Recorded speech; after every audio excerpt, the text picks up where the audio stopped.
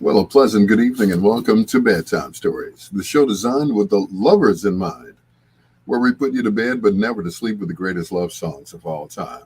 Right here on WOSD Radio DB Chicago, WDLB Indianapolis, and WRLN, which is the best music of your life, a Ray Neal media station. Thank you so much for joining us. I got to say this, and I hope he's listening right now. You know, he's over in the other studio.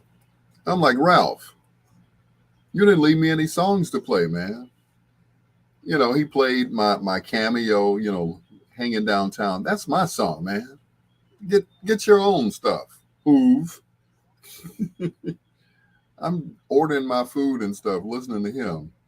And all of a sudden I hear hanging downtown. I'm like, hold up. That's a bedtime story show. Song, that is. Yeah. Get your own music, man. There's plenty of Dusties to go around. All right, that's my rant. Anyway, once again, welcome to Bedtime Stories, the show designed with the lovers in mind, where we put you to bed but never to sleep with the greatest love songs of all time. Good evening to all of those that are joining me now on Facebook. I got it working. I was going to say something else, just in case Troy was in the chat room already. Yeah, I got it up tonight. Yeah. Coming up in our last hour, we do a little thing we call Foreplay. 4 songs by one of your favorite artists or groups, male or female. And once again, that comes up in our last hour. And of course, you guys are welcome to call me if you want to talk. Our number here is 773-675-2400. Once again, 773-675-2400. And, you know, the way I feel, I might put you on the air tonight. Troy says I'm not here. Okay, Troy. Here's Troy's, one of Troy's favorite artists. Here's Roy Ayers on Bedtime Stories.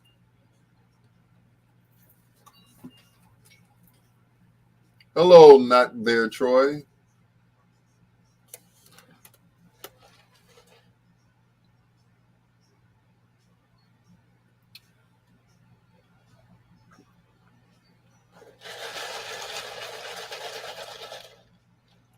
And yes, say what you will about Subway.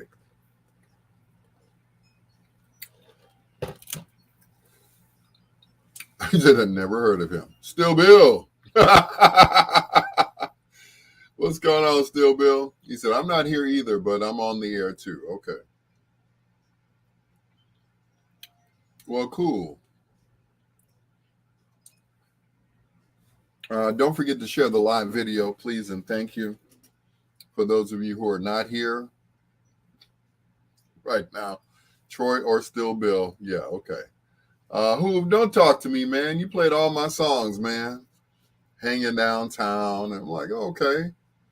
I'm in Subway's parking lot, yelling to myself.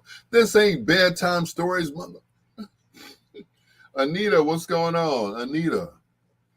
Well, I guess you all have heard by now. They are, how can I put it?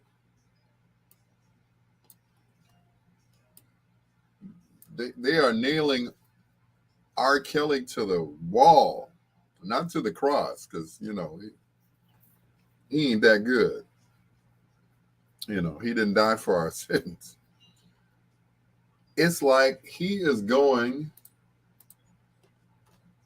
up the river for real. I'm like, dang, 30 years. TC, 30 years. When he gets out, he won't even be able to pee. I'm like, his life is over. Jay Lewis, what's going on? For life. For life, Jody, for life. I'm like, whoa, 30 years. Now, they've been trying to get him for a while. Hold on. Don't go nowhere.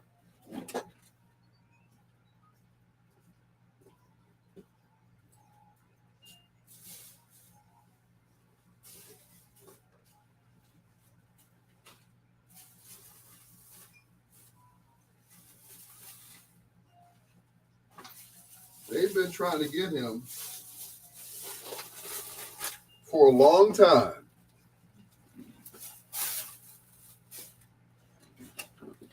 And they finally got something that stuck. Now, I don't know what's going to happen. And that was just one city. That was just New York, I think it was, or Chicago. Whichever one it was. He's going down, or up the river. That is. I'm like, wow. Of course, that and the election we've been talking about all day on the station, but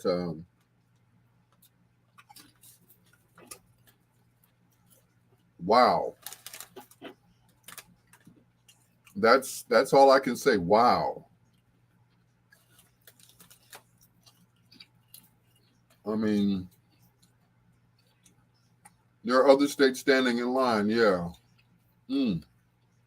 Oh, yeah, my background, I know.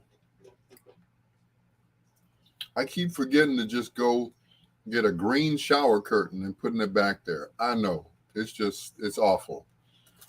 My sister used to get on me all the time, Felicia Lucas Miles. May she rest in peace. She's the only reason why I put this back here, because it's blocking off the other part of the basement. I know. But when I move into the new apartment, it's going to look like a studio. It's actually going to look like a studio. I've studied Rick Party's studio, so mine is going to look like that. So, you know, with the panels on the back, you know, to absorb the sound and all that stuff. Yeah. If you send me your logo, okay. Okay, I will. Cool.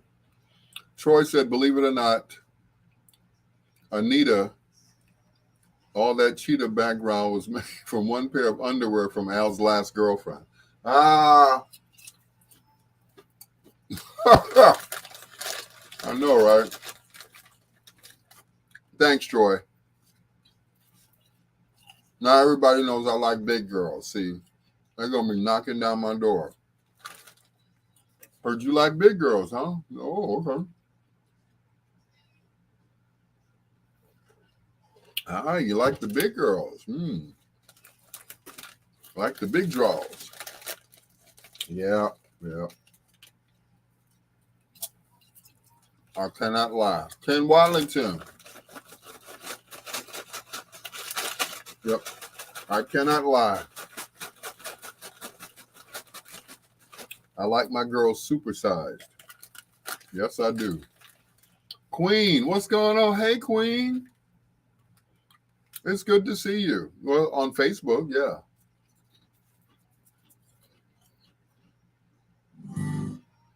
That's what's up. Hey, you.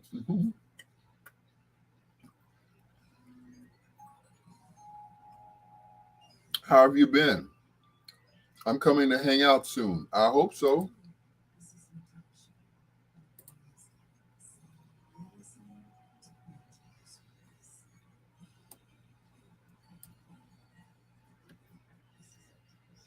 Yeah, I can't wait.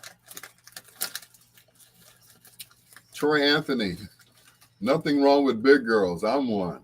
Hey, there you go. Ain't nothing wrong with the big girls. No. You feel amazing? Well, that's good. I'm glad to hear that. I'm very glad to hear that. That's all right. That that is wonderful. If you feel good, I feel good too. That's right. Anita said we need love too. Absolutely. Big girls need love too. Yes, they do. I know I've told this story once or twice. And of course, Troy will have something to say about it. When I was younger, all the little women didn't want to be bothered with me. I was, I was too nerdy. I was too geeky. I wasn't, the suave and debonair person that you see in front of you now. Yeah. So, yeah, right. Y'all had to laugh at that one too. But anyway, I wasn't like that when I was younger. I was, like I said, I was a nerd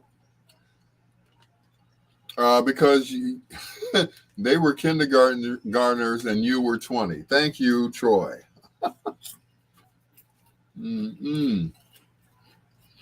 So I stopped talking to them. I felt like I was going nowhere with them. That I would never, because I was like all the rest of the guys. I liked them long hair, light skin, petite. But then I started looking at the more full figured women, and they started looking at me. They're like, they looked at it this way: well, you're getting turned down, and we're getting turned down. So hey, why don't we just turn up together? And that's what happened. I started, looking at them differently. You know, so that was it. That was the whole thing. I started to have an attraction to them. So, yeah.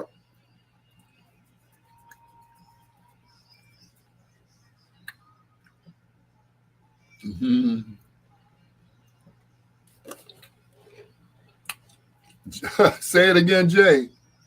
Big girls know how to bring it home. Yeah, they do.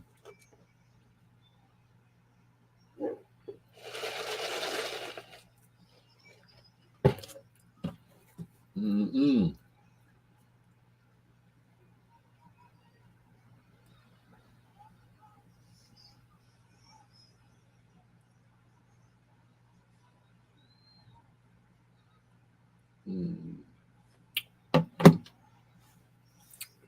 John said, we love big girls. Come on, John. That's funny. When I was big and everything wanted the skinny girl, but now all of them are bigger than than me now. You know, they want me because I'm only 170 pounds. And that's just it, you know. Like I said, my preference was the more petite ones. I had a crush on this girl named Lori. But Lori looked at me like a little brother or big brother or whatever. And that was it. And then I saw this girl named Maddie. And boy, whoo, Maddie was thick and dark. And she was just, she looked like a walking Hershey bar. I mean, she was dark. She was pretty. You know, it was like they always say, you'd be so pretty if you weren't so dark, or you'd be so pretty if you weren't so big. She was dark. She wasn't big, but she was, she was thick. And she wouldn't give me the time of day. Maddie would not give me the time of day. Neither would Lori. So between Maddie, who was thick, and Lori, who was tiny, Captain Daryl Owens, I couldn't get the time of day from either one of them. Maddie was the cousin of my sister's ex-husband. And I thought it'd be nice if we all just got married all together at the same time, but Maddie wasn't feeling me. She was not feeling me.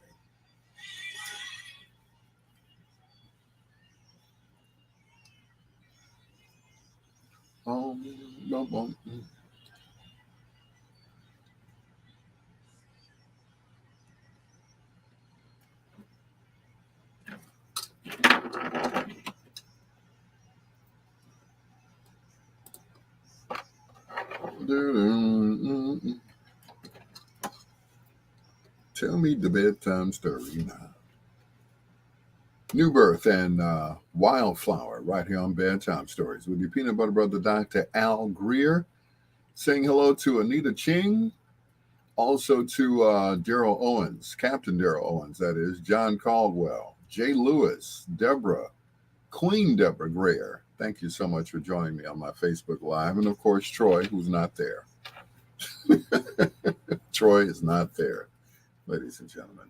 But anyway, thank you for joining me. Elo, good morning.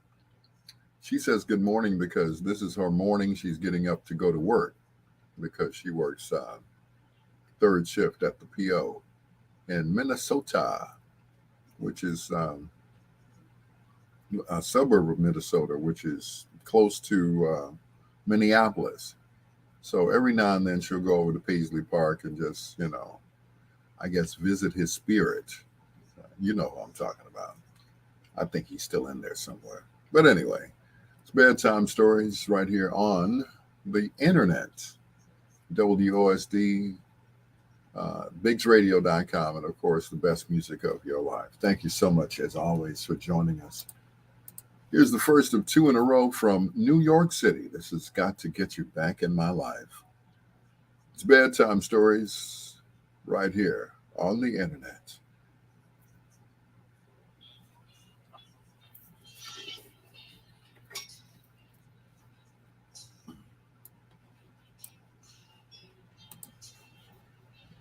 Hey, Al, when's the next time you will be out? I want to try to hang out with you. It's going to be, when is it going to be? This weekend I have a party. It's a backyard party. So I'll text you the address. I'm still waiting for the guy to call me. And that guy will be on this live any minute now. And that's Les Keith Scott. He's having a birthday party at his house. Now, he wants to do it outside, but, they're talking about rain. So I'm hoping that he'll have it inside. So that'll work. Daddy, Bree Bree.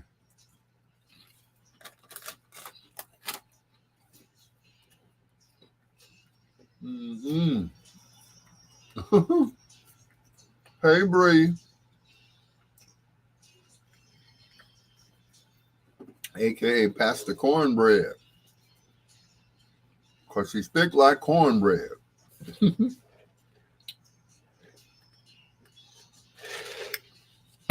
Elo. I don't know why I thought about this.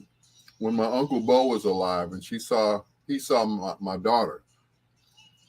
Is that your daughter? uh, Uncle Bo, I'm married to her mom, so she's my daughter. Are you sure? Let's say, Uncle Bo, that's my daughter. So that's like your niece, kind of, sort of, like, okay. I'm like, good grief. Uncle Bo was on the prowl back then. Anyway, how am I doing? I'm good. I'm good now because Naomi is better. And I'm not trying to take any credit or anything for her, but I guess she just needed to hear Papa's voice and to see me so that she would feel better. So Daryl said, don't tell anyone, but I'm in Jamaica. Okay. Mm-mm. You hate that story. I know, right? Well, that's Uncle Bo. I mean, what can you say? But anyway, I'm glad my baby's doing better. Like I said, all she had to do was hear Papa's voice, and she was okay. And I'm glad. I'm glad I could be of service. Because that is my baby.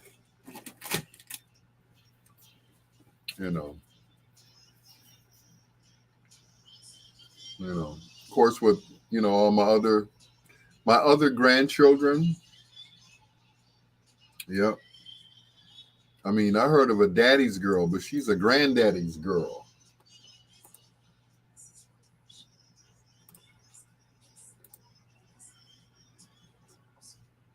Yeah.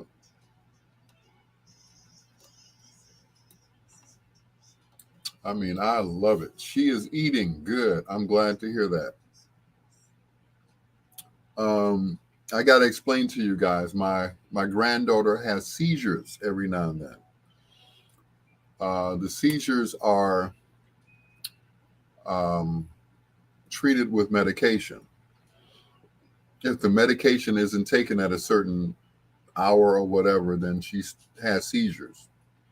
So whenever she does have those seizures, hey, hey, Miss Delicious, how you doing? That's Miss Delicious, y'all, aka Mrs. Greer, aka the Blow Up Doll, who will probably be co-hosting with me once again. It's been quite a while. Wonder if she remembers how to do it. So that would be all right. That would be so cool. Just like old times. That would be like old times. Alan Kim in the den once again. Anyway.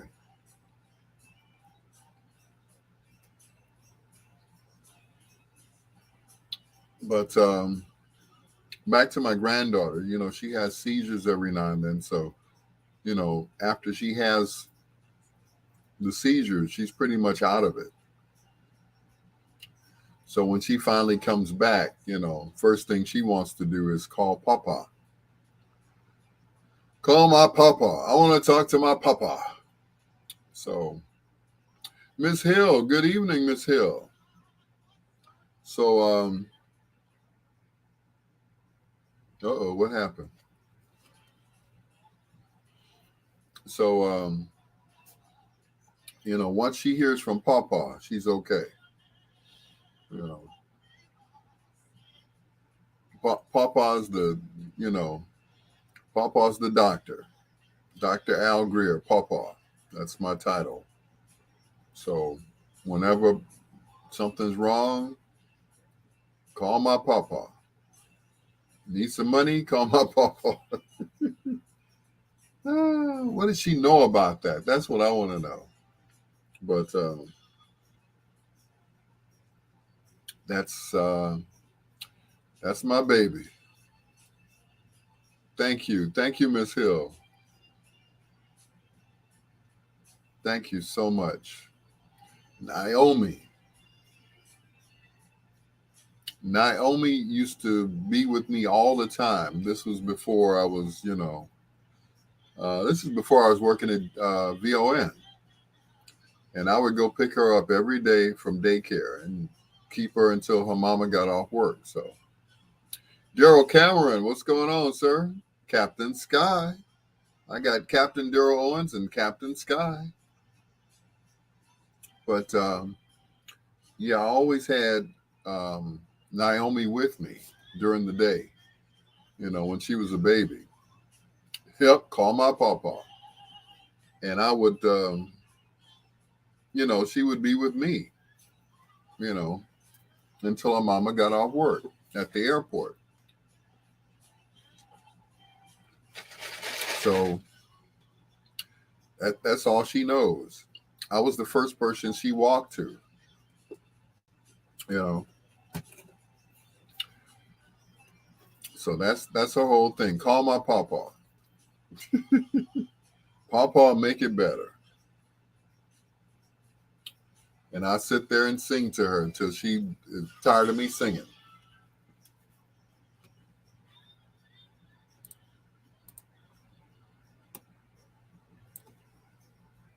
Name of the group is called New York City.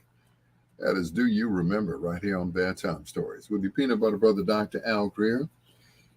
Thank you for joining us this evening. To Daryl Cameron, a.k.a. Captain Sky. He's got a new album coming out. And also to Daryl Owens, a.k.a. Captain Daryl Owens. Thank you, guys. The two Daryls, my brother Daryl and my other brother Daryl. Thank you for joining us. Of course, my daughter and my wife, both on my live tonight. Who knew? I tell you. My daughter, of course, Brianna. We were talking earlier about my granddaughter. She wasn't feeling well, and the first thing she did when she felt better, she said, "Call my papa." So she did. She called her papa. And of course, I was at work. I stopped everything that I was doing to sit there and sing to her, because that's what papas do, right? That's what we do. We make it all better. So I sat there and I sang to her. And when she was through listening to me, I guess she went and played. So it's like, okay, Papa, you've done your duty and you're now excused. Anyway, it's Bedtime Stories. Hello to Miss Hill. Thank you for joining me on my Facebook Live as well. Here's the Natural 4 and Can This Be Real on Bedtime Stories. It's your peanut butter brother, Dr. Al Greer.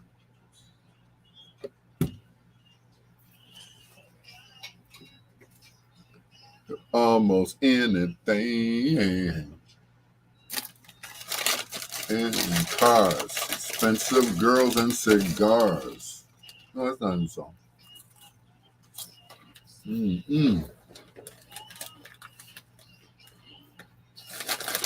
Oh, my song.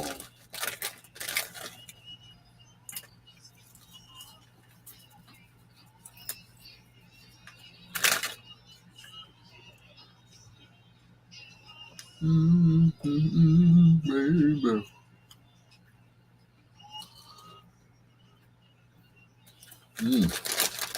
That's right. Call her Papa. Papa will make it all better. Where did everybody go? I had like 8 people earlier. Come on back, y'all. And say he ain't talking about nothing. Y'all rather hear me talk about R. Kelly. I had 8 people when I was talking about R. Kelly. I started talking about my granddaughter. That's when people started dropping off. I don't want to hear about that.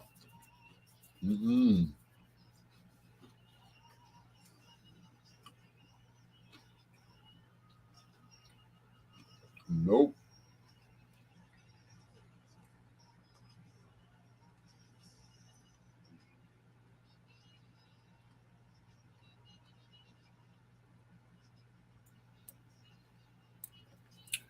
Nope. They don't want to hear about the sick baby. They want to. They want to hear about the sick Mo Joker that's locked up in jail, which will be there for the next 30 years. Now, I think they will let him go. Thank you, Miss Hill. But back to Mr. Kelly. I like that. Call my papa. I'm pretty sure that they will let him go. I don't think he'll have to do the whole 30 years. That right there is ridiculous because by the time he gets out of jail, he'll be what, at 85? So I'm thinking that he may not be such a threat, once he gets that old, let the man see, little daylight. I'm just saying. Miss Hill said they will not let him go.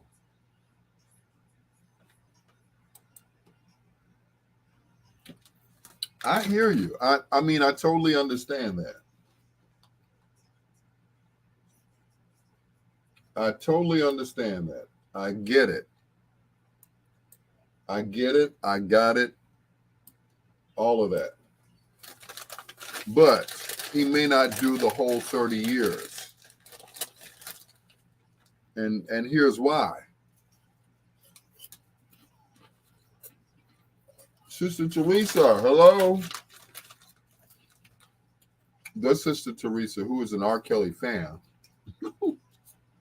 Or is she? I don't know. But Sister Teresa,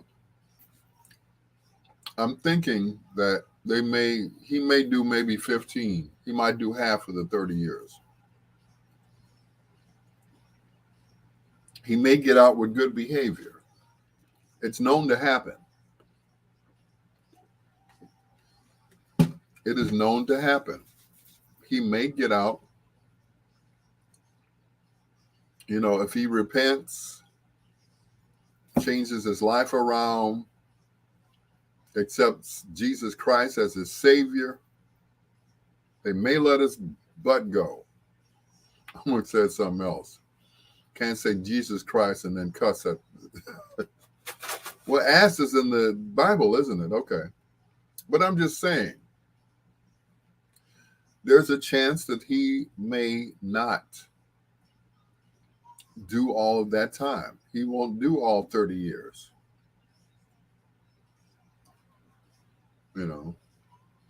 I'm not trying to make excuses for him. Please don't, because the first thing anybody's going to say is, well, what if he pissed on your daughter? He wouldn't be doing any time right now. The only time he'd be doing would be in hell. I'd be doing time. He'd be in hell. Yeah. So that's it. He's too rich to do all his time. And that's what I'm saying. They might, cut a deal and let him go so he can, or they probably put him on house arrest or, put the monitor on him on his ankle or whatever. He'll only be able to go to the studio and You know, that'll be it. But you said I'm with Al. I'd be doing time. I know, right? he gonna sing, he gonna sing his way out of that. I know, right? But I'm just saying, you know, once again, I'm not condoning what he did. I'm not saying, he didn't do nothing wrong. And like I told somebody today, those that know him who are in the business know he did it. You know, were all the girls virgins? No. Were all the girls willing? Yes. And it was an interesting question that this gentleman posed. He said, what about the mothers that let their daughters go out at 2, 3 in the morning to be with R. Kelly? Shouldn't they do some kind of time? Shouldn't they say something or do something? And that's just it. They're like, he was paying them to be with their daughters.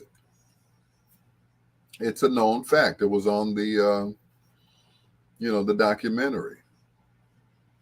So now these people, I guess they'll have to go out and get jobs now because he's no longer supporting them.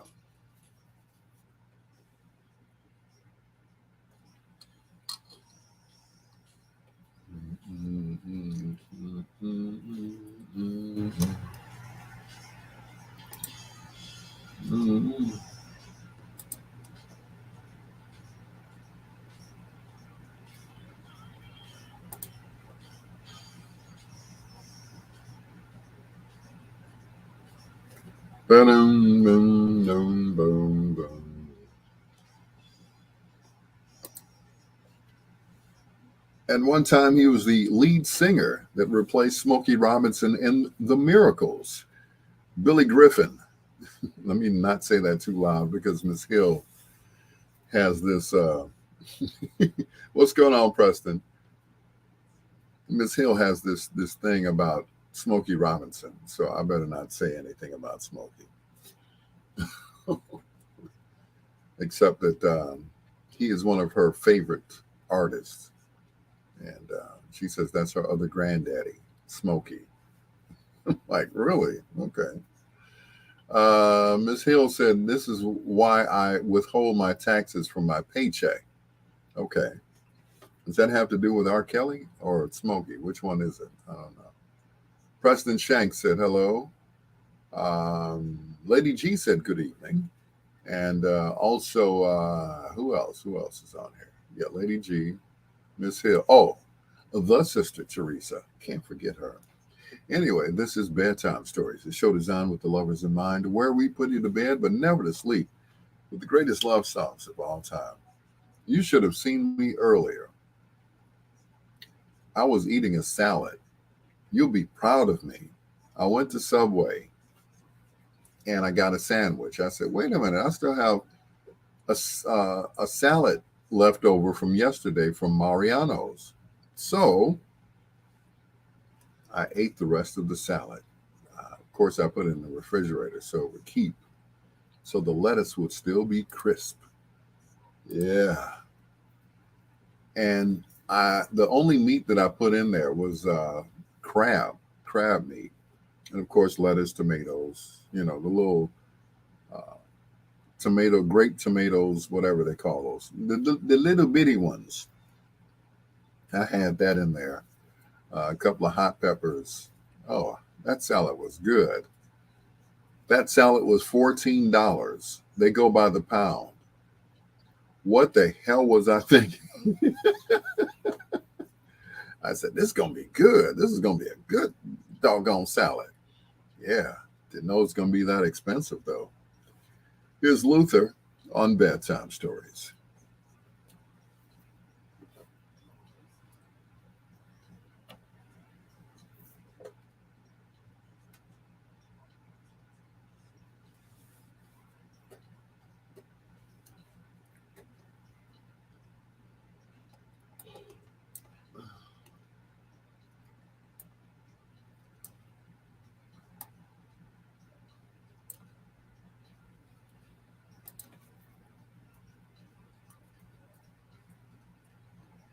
I need you so badly.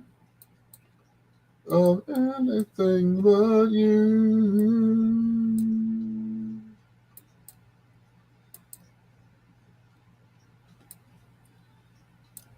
Out of my head.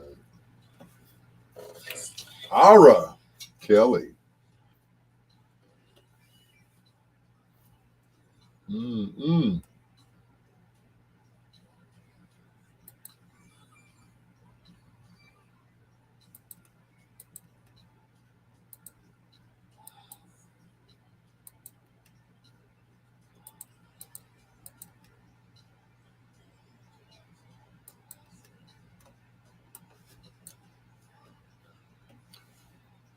Cassandra Slim Goody Dowell, good evening. How are you? She said, good evening, legend. Thank you. I appreciate that. Thank you, Cassandra. Cassandra. Legend. I like that. Mm-mm. I was a legend. Or a legend, whichever one you prefer. Mm-mm. I'm a legend. But thank you, Cassandra. I appreciate that. And the person who just who left Facebook. The sister Teresa said he gonna sing his way out of jail. I doubt it. V Diamond Brown, what's going on, PT? That's personal between me and her. Only we know what that means. Cassandra said, I'm great, sir, and you are a legend, sir. Thank you. Thank you. Hey, Diamond. I really appreciate that. That does a lot for my ego. That and having Diamond on my Facebook Live. Diamond, we've been trying to get together since before the pandemic. What's going on, sweetheart? Yep. Since before the pandemic. Bless your heart, Cassandra. Thank you. Like I told one of my coworkers, I don't go around with a jacket with my name across the jacket. It says Al Greer Legend. I don't do that. You know, there was a coworker that was there, and he quit to get a better job. And the last day, he decides he wants to talk to me. You know, he's a millennium. Yeah, he's a millennial. You know, he's in his 20s. So he's like, I don't know who you are. Never heard of you before. If you're not, you know, if you're not currently on the radio on Power 92 or something like that, you know, I don't know who you are.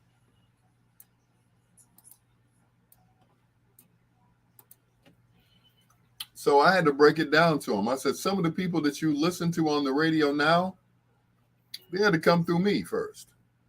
Some of them through school, some of them listened to me. Some of them worked with me. So, you know, all your favorite people, they came through me, you know, at one time. No, he didn't know. So,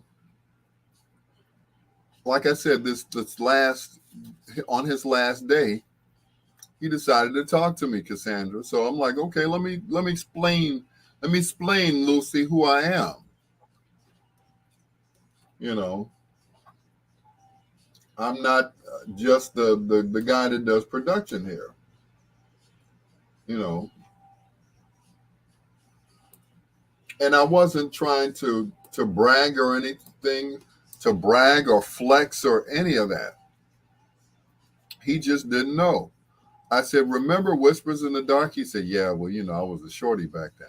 I said, that was me.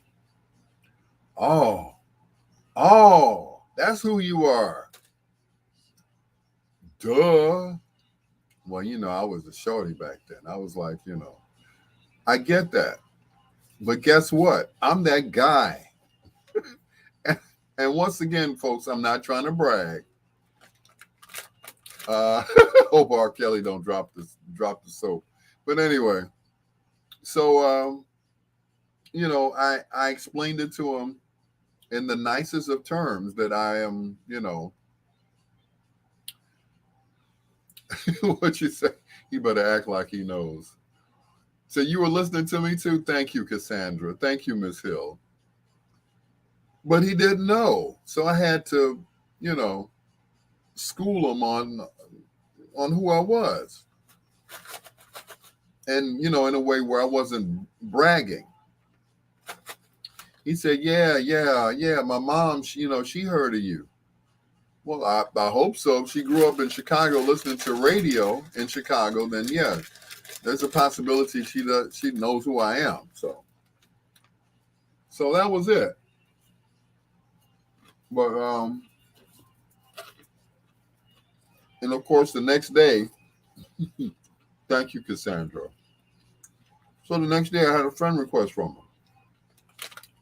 So, now I'm cool. He would see me come in, come into work. Hey, oh, hey, Al. I said, hold up, Jim Shoe. You better put some respect behind my name. Mr. Al, Uncle Al, Dr. Al. Your Highness, the legend Al. But these millennials, on that note, good night already? Dang. What'd you say, Miss Hill? Whispers in the dark, quiet storm. Yeah, yeah. I was all of that. So, yeah, Dr. Mr. Uncle Al, yeah. All that there. So, once I broke it down to him, I got a friend request from him.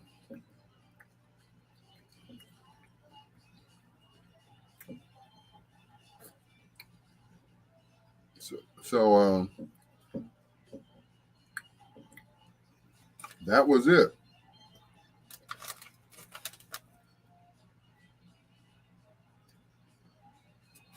So now he knows. Now, I don't think he's a fan, but I think he knows more about me now than he did before. And then, it was like he had a different look on his face.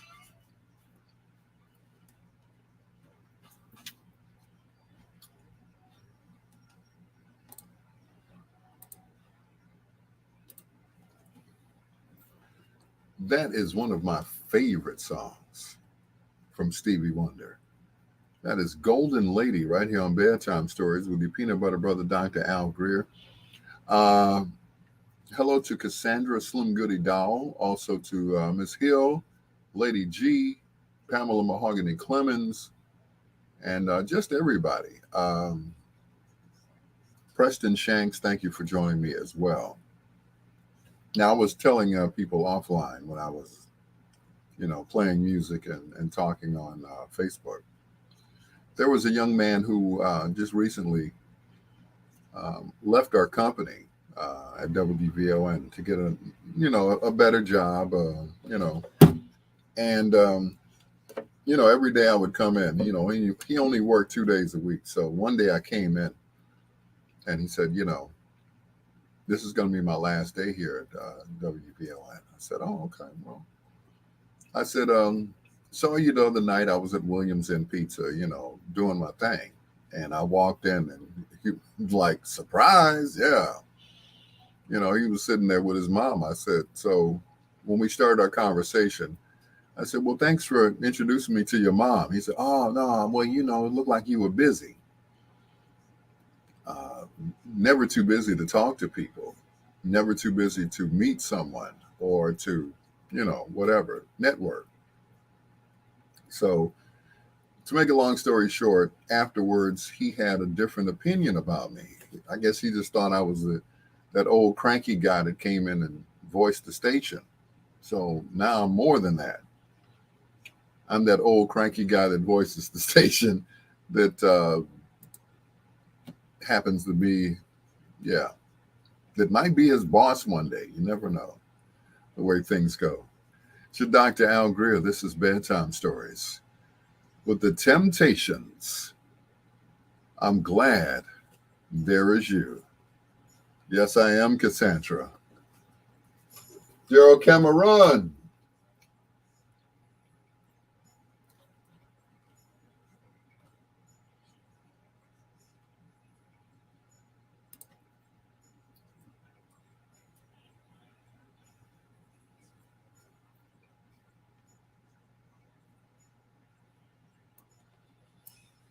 In this world, no problem.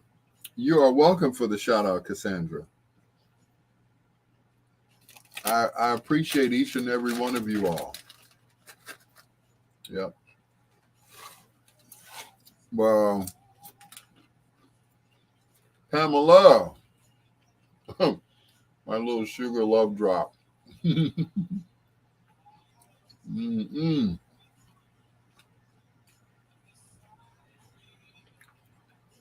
Thank you so much. Cassandra said he needed to be taught. Well, I did it in a way where it wasn't like, standing over him like, do you know who I am? Bass.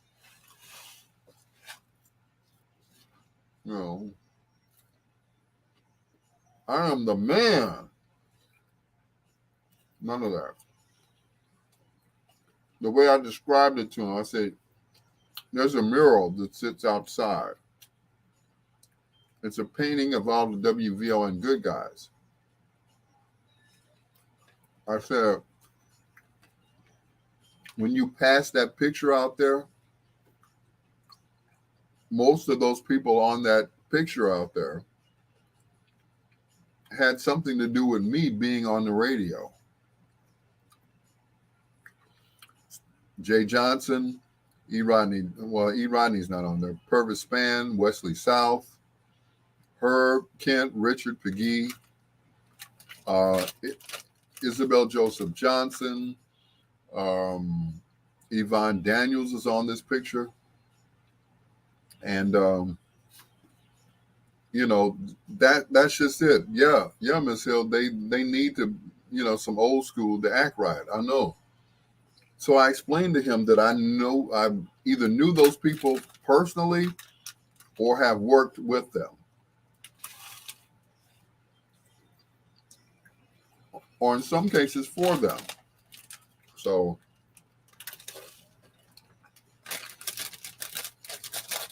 now, exactly, Chris. So now he knows, And like I said, I did it in a way where, I wasn't trying to front like, I'm all of that, But I say that to say this. I learned from some of the best people who are no longer with us. Richard Pegee, Herb Kent, Bobby O.J., Lon Dyson, you name it. I've worked with them. The Rag Man. I've worked with them.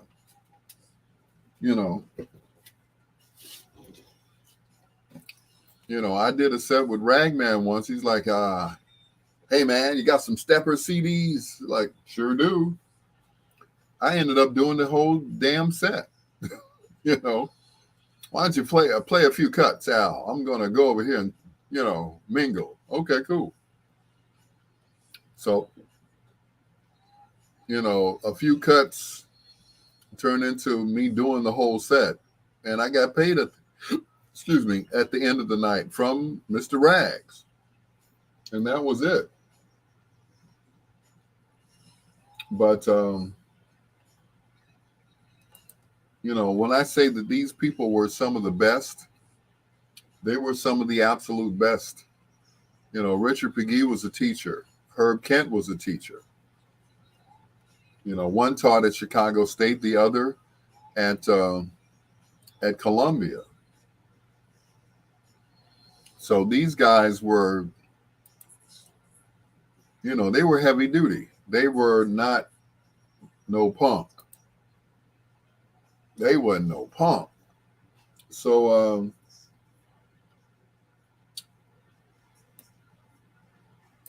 I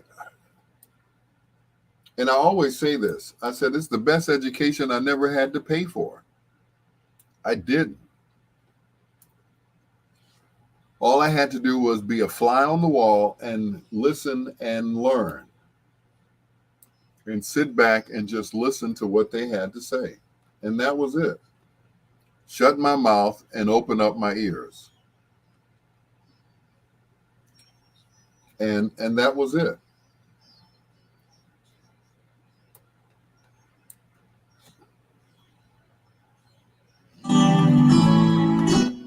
And when it's given and received, brand new. My love. Go on, boy. I'll never find words, my love, to tell you how I feel, my love. That is Captain Sky. Listen, learn, and take notes. Absolutely. And that's what I did. I listened, I learned, and I took notes. Those legendary names you mentioned were the real deal. They set the bar so high, school. Yep. Yes, they did. And they didn't have to be bothered with me. They didn't have to be bothered with Chris. They didn't have to be bothered with anybody. It's because we presented ourselves. Unlike the young gentleman that I was speaking of earlier. Sometimes you have to humble yourself. You can't say, well, this old man, he's washed up, this, that, and the other. Herb, out of all of the people that have been on the radio, Herb was like number 10 as far as urban radio is concerned. He was like number 10. That may not mean a lot. Hey, boss lady. That may not mean a lot. But at the end of the day, you can't learn anything from anybody that's your own age. You just can't. Hey, boss lady. Because it's like every time,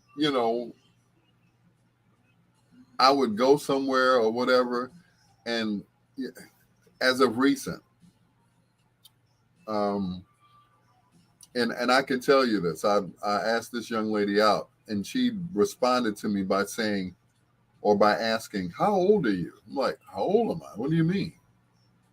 What does that have to do with us going to breakfast at Bailey's on 63rd Street? And that's it. But some people, and especially younger people, they're either color struck or age struck.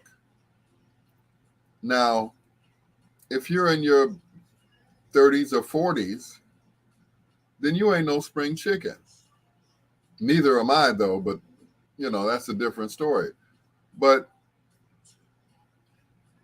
I guess they were taught that you date someone your own age. You can't learn anything from somebody who's your own age. And don't be afraid. I'm not going to fall out at the breakfast table and have a heart attack or whatever. That ain't going to happen. I'm in better shape than my dad was at my age. So you ain't got to worry about me falling out, Miss Ransom. But anyway, I ain't going to fall out at the table. Trust me. I stopped eating pork a long time ago. So, my life expectancy is far more than other people. Right, Miss Hill. She said she's 33 and prefer much older men. Men my age don't want anything. And that's true. They don't want anything. They can't teach you anything. They just want one thing. And that's it. Me, I'm like, like they put on those dating pages, I like long walks on the beach and picnic lunch and you know to gaze over you, gaze into your eyes while we're having breakfast, that kind of thing, you know. But I don't want no chicken head. So, half my age and up, and that's it.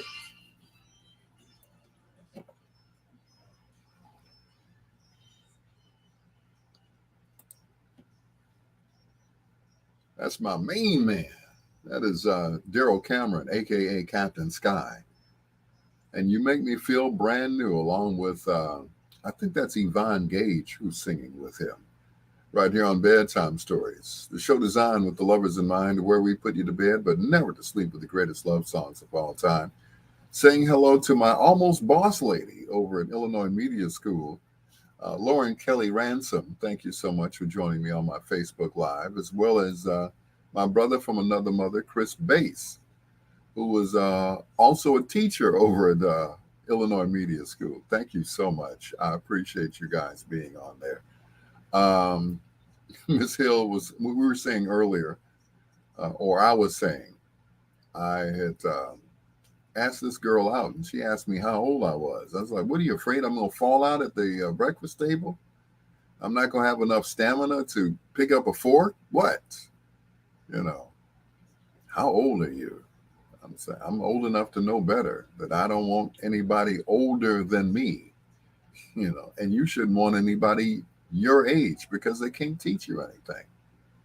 You know, that's why they call them the elders, you know, right, Miss Ransom? The elders. You can't learn from, you know, she knows. Who taught you, Lauren? That's what I'm saying. Bedtime Stories, of course, is sponsored by.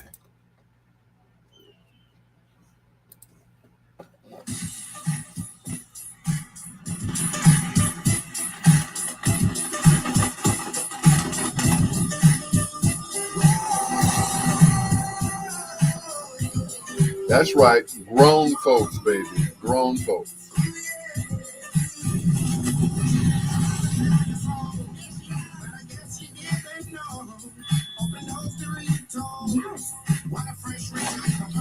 Miss Ransom, you can do a show on my station. You come over here and do a show. I don't care. Give you some exposure. Thank you very much. I appreciate it. But let's talk about you doing a show here. Unbox the icons and turn up every moment with Frito-Lay variety packs.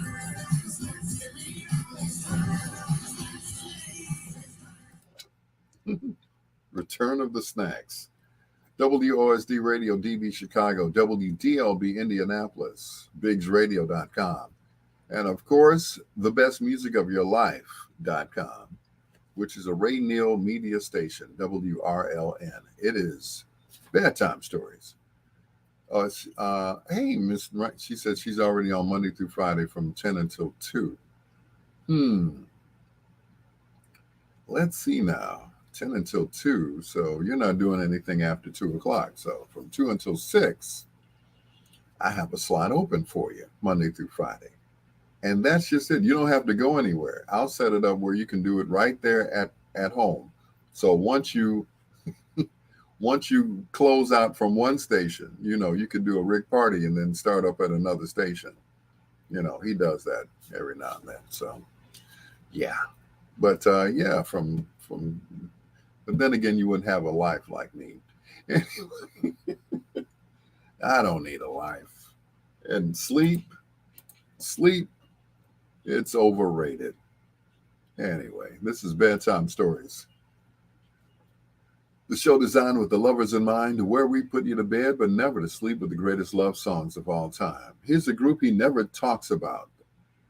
He meaning Kenneth Babyface Edmonds. He was with this group first before he was with the Deal. This is Man Child, and especially for you. Especially for you. Yeah, who needs sleep? Who needs a life? I mean, sit at home and do radio all day. Be on from 10 to 2 and then from 2 to 6.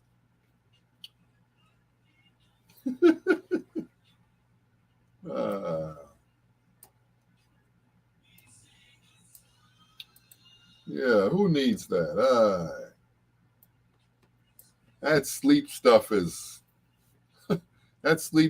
overrated, which is what I'm going to do when I get off the air, go to sleep, But anyway, let's talk, Miss Ransom. You can play whatever you want to. Paulette Sanders, good evening. Sleep is not overrated. What you say? Sleep is not overrated.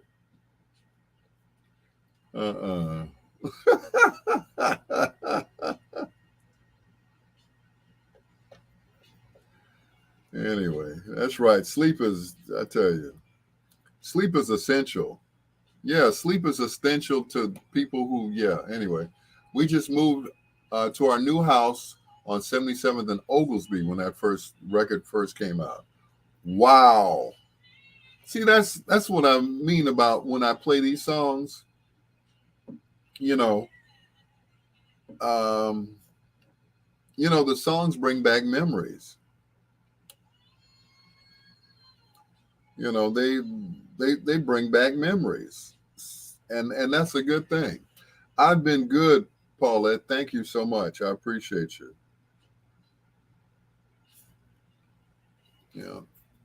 I've been good. And I've been averaging 5 hours, well, maybe even 7 hours.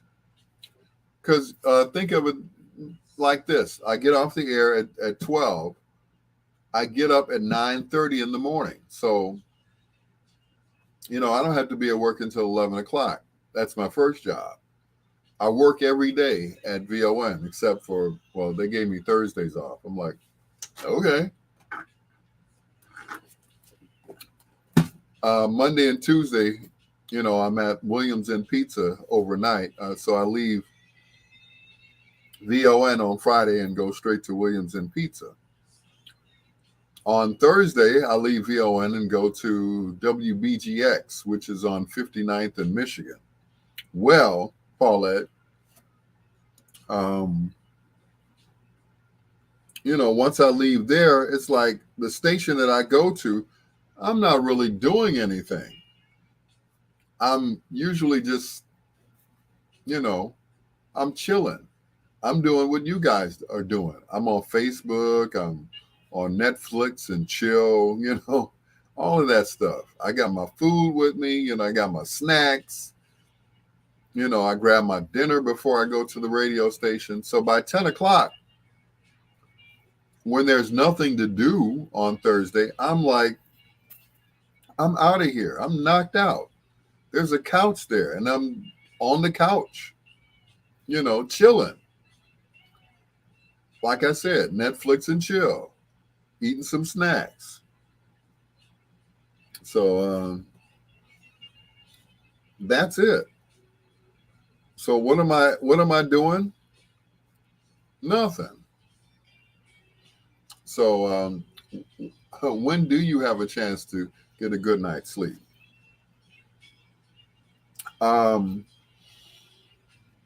Like I said, when I get home, I get off work at 6. I come home, I take a nap, I do bedtime stories.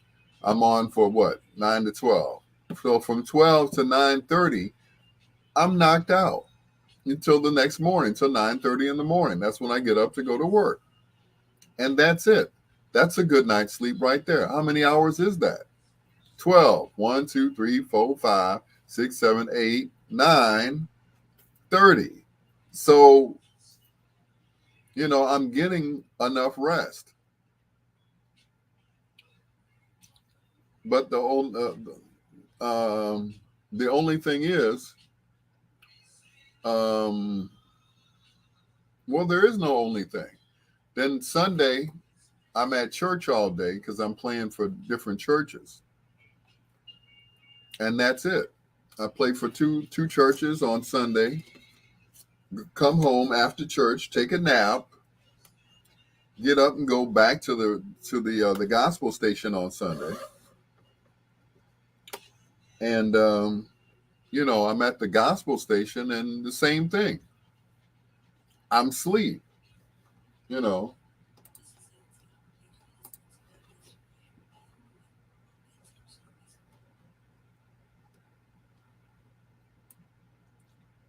once the last show has played, or I put on the last show, which runs at 10 o'clock on Sunday, I'm out. Everything is computerized these days. And Lauren can tell you, we don't have to play any tapes anymore. We don't have to, you know, load up a cart machine, splicing reel to reels. We don't have to play no records. Everything's on the computer. So just like when you're at home, you make a playlist. Well, I'm at work. I make a playlist. Gospel playlist. Show comes at 10 o'clock. I know digital saves lives. I know, right? You know, so by 10:30, I'm knocked out. I'm on the couch. I'm listening to Big Corn in the Smooth Jazz Cafe. And I'm knocked out on the couch. I got my pillows. I got my little blankie. And I'm out. So getting the proper rest is I'm getting sleep, you know. So at 2 o'clock I wake up, I go home at 2 o'clock in the morning, and I get back in the bed and I sleep the rest of the time. It's just that in between, it takes me a whole 10 minutes to get home. So it's like it's almost like a bathroom break, you know. So from 2 to 10, I'm on my way home. I'm in the bed again before 2:30, and that's it. And I sleep the rest of the time until 9:30. Now, here's the kicker: when I start working at the school, I'll be doing morning classes. So from 9 to 1, I'll be at Illinois Media School. So, but that's cool. But and then of course I'll go straight to VON, get off at 6, go home, take a nap. But the media school, the classes I think are just maybe I might have to work maybe 2 days a week, maybe 3 days. So, and once again, Miss Ransom can tell you that I do the classes, and it's not rocket science. It's not tedious. It's not heavy lifting. you know, I ain't painting walls and hanging drywall. I'm chilling. I'm sitting back and I'm talking to a class and I'm telling them about radio, and which is what I know, and that's it. So, you know, the things that I'll be doing, be mostly talking and pointing and watching them do it and giving them a grade for doing it. And every now and then a quick lecture.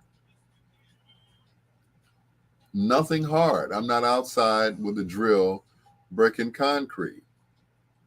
I'm not in the middle of the street painting lines. I'm not, at your back door emptying your garbage out in the alley.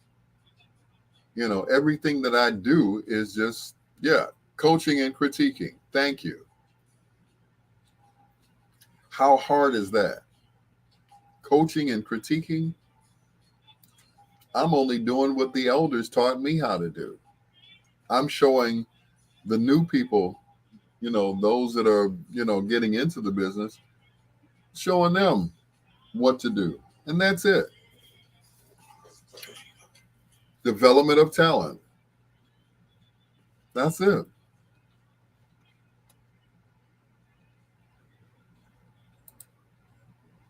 Concentrate on you, girl.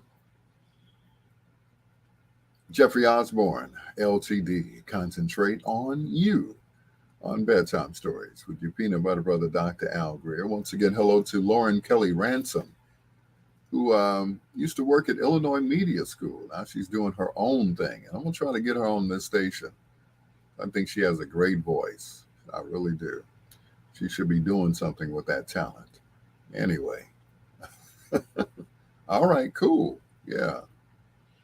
And I would love to have her to speak, to my class if they're, the powers that be will allow her to come. That would be nice. She and I have, um, I guess you could say, a certain person that we both know, and that is Maurice White. She learned a lot from him. I was like, oh, okay. I know Maurice. I've known Maurice since I was, good Lord, since I was a kid. We kind of grew up in the business. His dad, of course, was Granville White, who was like the godfather of all of the record reps back in the day. So, he used to bring me records to play, and I was like, this ain't a hit. This is gonna be all right. I don't like this one. They need to go back in the studio and record it. And that's how we got a mutual respect for each other. So, yep, MCA Records. Yeah. Back in the day, boy. I remember we would go to, there was this place that we would go to, me and my buddy who's passed. His name was Kane. Kane was also a student at Illinois Media. And we would go out there and get music from all the different record companies because they were all under one umbrella in one building at one time. So, there I go reminiscing about the old days. Here's Confunction. And you're to blame. Yep. Maurice White. Not to be confused with Earth, Wind, and Fire's Maurice White. But, Maurice was cool.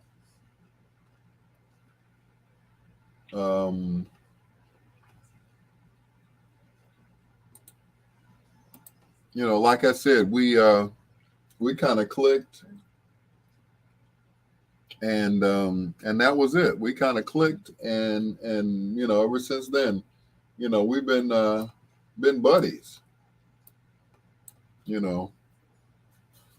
Lauren said I interned for MCA Universal, and I may have seen you out there, but I didn't think you wanted to be bothered with no dumb DJ. Back then I was a dumb DJ. I hadn't quite gotten to the point where I am now, legendary radio personality. So I was just a dumb DJ. And me and my buddy Kane used to go out there and get records. We would go to the different offices. They had like maybe, hey, counters, there are like 3 or 4 offices out there. Different record companies that were under one umbrella. So you had MCA, you had MCA Universal, you had, I think, Polygram, Motown was out there, so on and so forth. And all of them were under the same roof. And that was it. That was back when we were still playing records, playing wax, as we call it. And it was kind of cool. I didn't mind going out there. I think it was, I forgot how far, Itasca or something like that. I don't know. But anyway, me and my buddy would go out there and we would get records, and, they like, do you have this? How about one of, and we would end up getting double copies of all the records. So, and it was an experience, you know. Yep.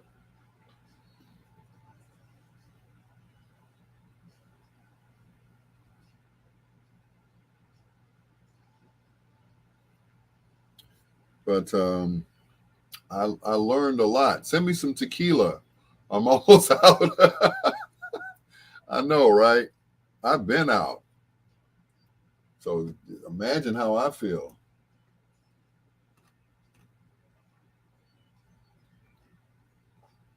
Need some tequila up in here. Mm-mm. But you know, we would go out there and like I said, we would get records and you know, everything was cool. Everything was, you know, cool in the gang. And you know, send me some Night Train and some Martell. Night Train, good lord. They still do they even still make that? Anyway. But I mean back then, you know, we would make that trip out there and get those records and we thought we was doing something. Then they came out with this new thing. I said, "What's that? What's on there?" And they were CDs. I'd never seen a CD before. So I was like, "Okay, what they do? What that do?" And that's just it. I'd never seen a CD before. So all of a sudden, you know, we went from grabbing boxes and boxes of records to buying these, getting these little boxes of CDs. And what they did was they would Rothschilds on 66. Okay, Night Train. But anyway, so the boxes went from being this big to being this big and long, and they were full of CDs. So we would go to the different, you know, offices, and they would fill up our boxes, and we would have these CDs. Of course, we had to go out and buy CD players. I said, so this is the new thing. Okay, cool. You know, they were smaller than an album. They didn't weigh but an ounce, and you know, you could get a whole album on the CD. Excuse me. You can get a whole album on a CD. I was like, wow. And check this out. Listen to the quality of it. I said, ooh, no scratches. Ooh, no scratches. I don't hear any, you know, click, click, pop, pop. None of that. You know, back in the day, you know, when the needle dropped on the record, you know, you heard a little surface noise. With the CDs, you didn't hear anything but the music. I remember the first CD I ever listened to. And of course, I don't think Lauren's old enough to remember this. The first CD that I ever listened to was Whitney Houston's first CD on Arista Records. John said after a while I noticed the limitations on the CDs. I know the fidelity, it was different than what it would be on a record. You know, the record, it had fuller bass and everything else because they hadn't figured out how to put more bass on the CDs yet, you know, during the mastering and everything else. But I was like, wow, what's next? So she said, yeah, I was here when CDs came out. I just look young. Don't be trying to get old on me. She said, I just look young. Well, you know what they say, you know, black don't crack. And beige don't age. But anyway, but when Whitney Houston, even the tapes are better. I know my favorite John was the 8-track tapes. Once again, Lauren, I know you don't remember this, but the 8-track tapes, ask your parents about it.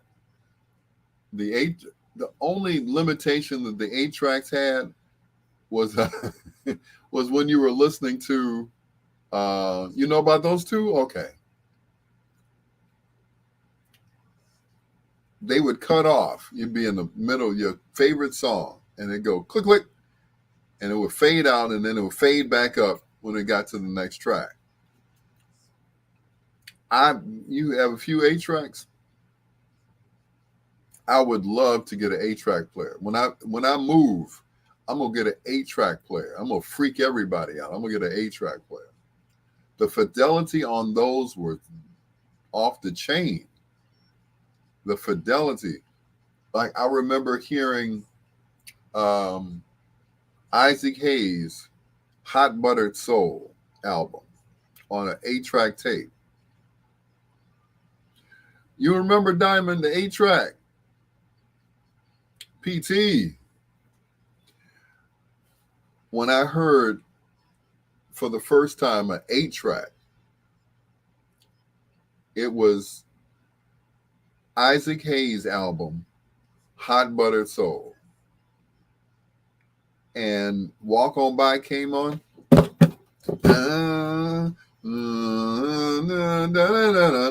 I'm like, this sounds like it's in the studio.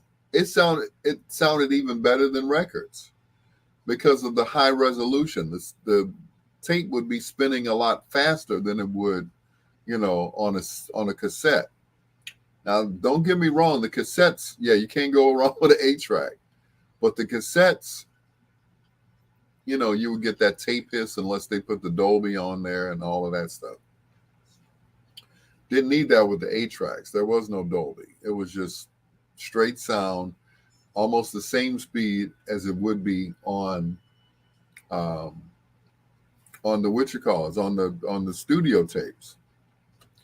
John said I hated Dolby. Yeah, it cut out a lot of the highs. It would take the hiss out. But if you got those metal tapes, remember they had the normal bias, you had the high bias, and then you had metal.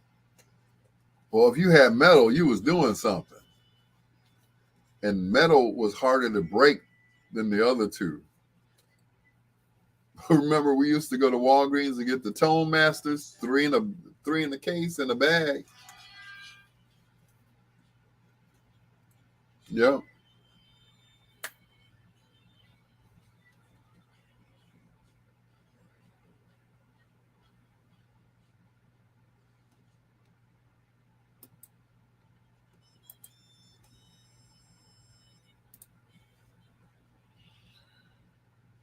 Magnum Force and Share My Love right here on Bedtime Stories with your peanut butter brother, Dr. Al Greer.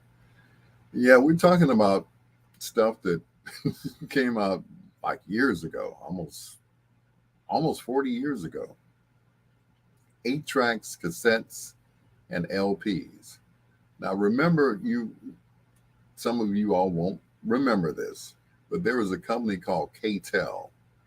And K-Tel would release an album of all of the hits that came out, all the hits of that day. And they would try to put at least 20 on an LP. So sometimes they had to cut them, like cut the intro of the song just to fit it on the LP.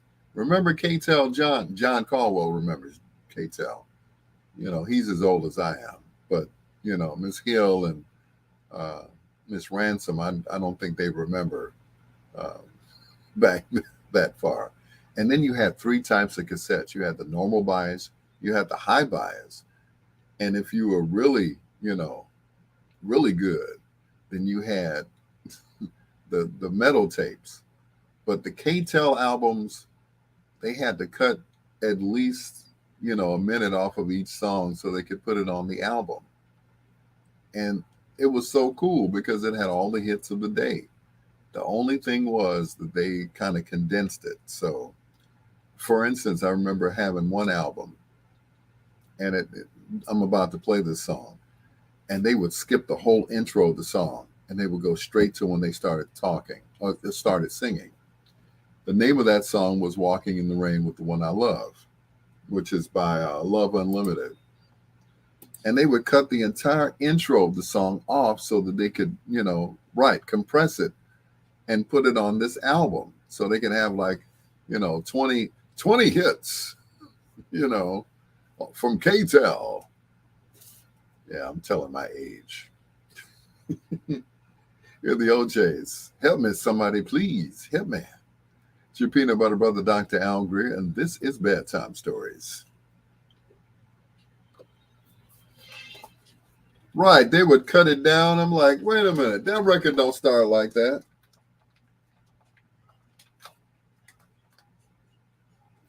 That record don't start like that.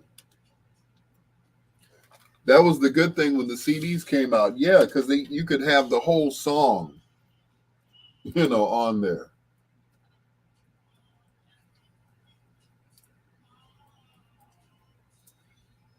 In the run.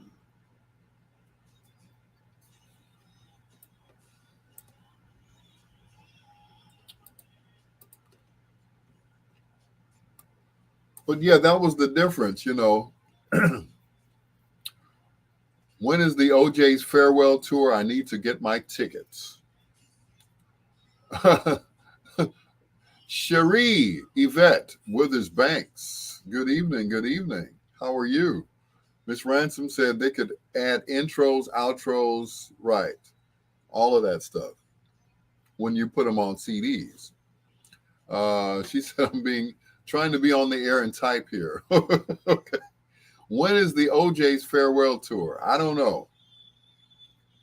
I saw the advertisement for it today. I think I shared it on my Facebook page. Cherie, how are you, Cherie? How are you doing? How's your health? Cherie, of course, does a mean Whitney Houston, boy. I mean, she looked like Whitney. She's got Whitney's mannerisms and everything. But Miss Hill, I saved it on my page. Had the OJs and the Isley brothers. I'm like, whoa. The old Jays and the old Isleys. She said, I'm good. I have a show this Friday and Saturday. Me too, girl. Me too. I got shows Friday and Saturday. Saturday I'll be out in Itasca. Hello. Yep. It's from 6 until 9 o'clock. And I'm not gonna want to drive back home. It's at a hotel. So I'll probably stay out there and go to church straight from there. So you too, John, you got a gig too? Go ahead. Mm-mm. Cherie says show. She's a lady.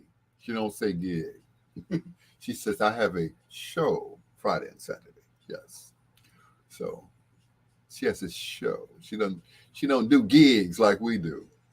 Yeah, I got a gig. I got my, got my amp. I got my this. Yeah, she's doing shows. I love it. Mm-mm. Love me some Cherie Yvette Withers Banks, boy. I tell you. Last time I saw her, we were at the Grand Ballroom taking pictures. Mm-mm-mm.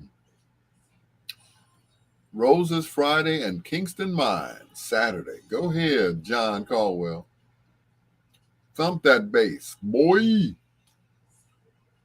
Play that funky Fender, John Caldwell.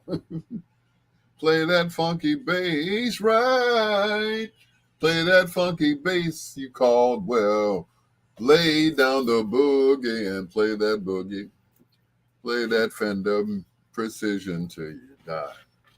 Or is it a jazz? Is it a jazz? She says, my health is stable, still looking for another living kidney donor. And I hope you get it, sweetheart. I really do. If I were a match, I'd give you one of mine. Which is what's cool. They give you an extra one,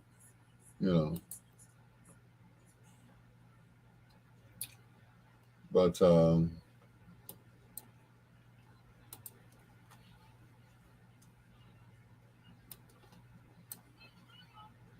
Yep, that would be nice. Both are jazz basses. Oh, okay. Oh no. Oh, you you fancy, huh? You got two jazz basses. Ooh. Well, I have one. It's not a jazz, but it's a 5-string PV. But the wood is like, whew. The wood is like the bomb.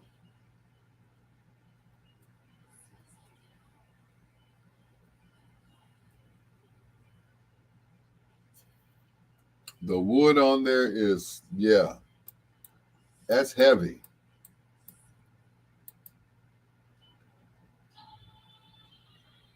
You hit somebody in the head with that, they out for real. Should you like to get a P bass? I have always wanted a jazz. And the reason that I want a jazz is because what's going on, Big B? Mr. Jenkins. Um, I was gonna say something, but I don't want you to Will Smith slap me about your boy. Ara. Anyway, you probably slap me through the phone. Hey man, what you mean, man? Anyway. But I would love to get a Fender Jazz. And the reason because what you say is going down, my man. Because Larry Graham plays a jazz. Marcus Miller plays the jazz, and both of theirs are custom made. The pickups, the controls, everything. It's like, but I'm sorry, I ain't got no $2,500 for no amped up bass. I'm like, dang. Larry's is one price, and Marcus Miller's is another price. Good Lord. $2,500. That better play itself. It better tell me what to play. It better light up. Hit that note. Oh, there we go. Oh, yep, that one. It better light up. Marcus has a 77 Fender Jazz. But he's had it modified, though. He's probably got a whole bunch of basses.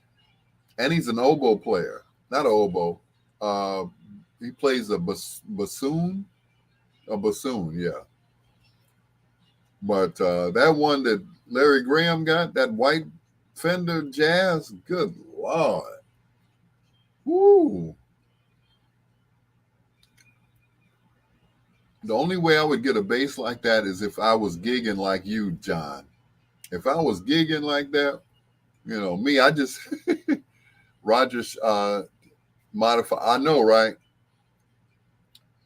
Sadowski. Anyway, I'm like, dang, Marcus, dang, Larry Graham. When you talk to the bass and it plays for you, what? I'll play this. On bass, y'all. There's a funny man. They call me Larry Graham. My name is Larry Graham, but they call me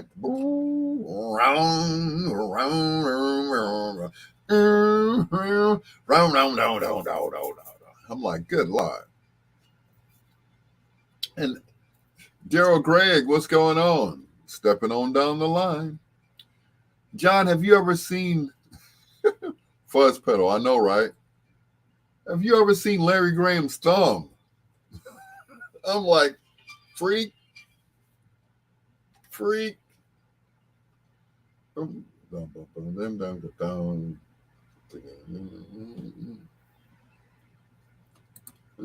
Gone Barry White. Love Unlimited. Walking in the Rain with the One I Love. Right here on Bedtime Stories. The show designed with the lovers in mind, where we put you to bed, but never to sleep, with the greatest love songs of all time. What's going on to Big B, Brian Jenkins, Cherie Withers Banks, Cherie Yvette Withers Banks. You got to say the whole thing. John Caldwell, Daryl Gregg, thank you so much. We're talking shop here. Cherie's got a couple of shows this weekend. See, John and I, we say gigs, you say shows. You know, it's the same thing, but you know, the guys we call them gigs. But she's, you know, she's a lady, so she has shows this weekend, and she does an excellent tribute to Whitney Houston. You know, some people say, "Oh, she's imitating Whitney." No, she's not imitating Whitney. There's a difference between imitating somebody and paying tribute to them. Um, Greg Gibbs, Antone, Theo Huff, they do tributes to some of your favorite artists, popular artists. And I tell you, Theo's the youngest out of all of those people. And Theo is like, I'm like, where did you get that from? You must have watched old videos of Johnny Taylor and all of them singing, because he sure got him down pat, I tell you. Coming up in about 18 minutes, we're going to do foreplay. Since no one has an artist in mind, I'll just pick one, okay? So don't be mad when I pick somebody you don't like.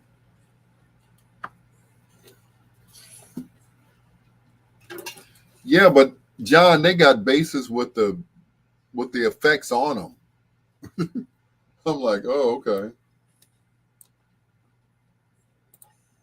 Yeah, they got the effects built into the bass. I'm like, I ain't mad at y'all. These jokers, I tell you.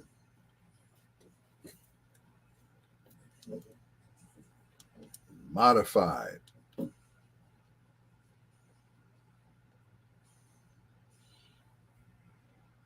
Yeah. What you said, that's overkill for me. Yeah, it is. But I've always wanted a fretless bass because it reminds me of the upright bass that we had in the band room at South Shore. And I just love the sound of the upright bass. If you listen to some of the old Motown songs, you will hear James Jamerson playing the upright bass before he even picked up what he called the funk machine or the Fender P bass. So you played that upright, man. Whew, on what is that song by Mary Wells? My guy.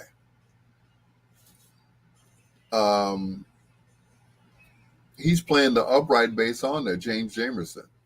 Boom boom boom boom boom boom boom boom boom boom boom boom boom boom boom. I'm like, come on now. The action was too high. I know. So imagine Vic Jackson. What's going on, Slick Vic?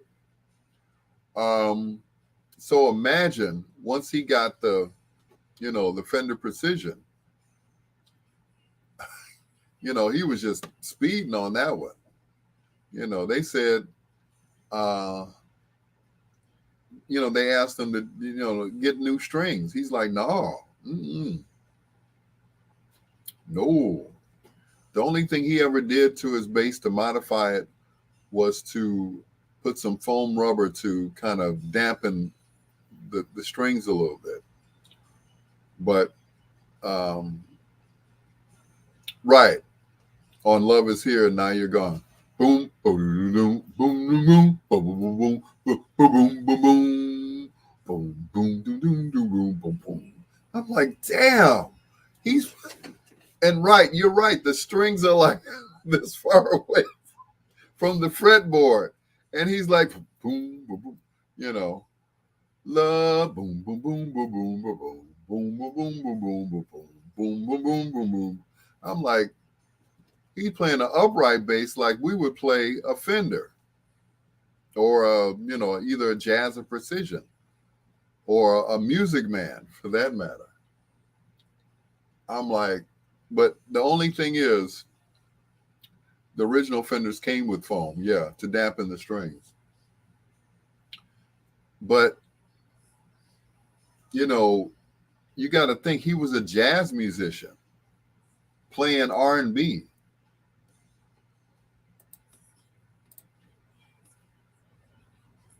but he was killing it. He was, I mean, how was he doing? You have to be, you play the upright bass, John. You got to be like, you know, your right hand got to be like strong. All those musicians were jazz musicians. I know, right? You know, when they brought in, what was his name? Johnny. When they brought him in, he was like, what y'all playing? He said, we're playing R&B. It's like, oh, no.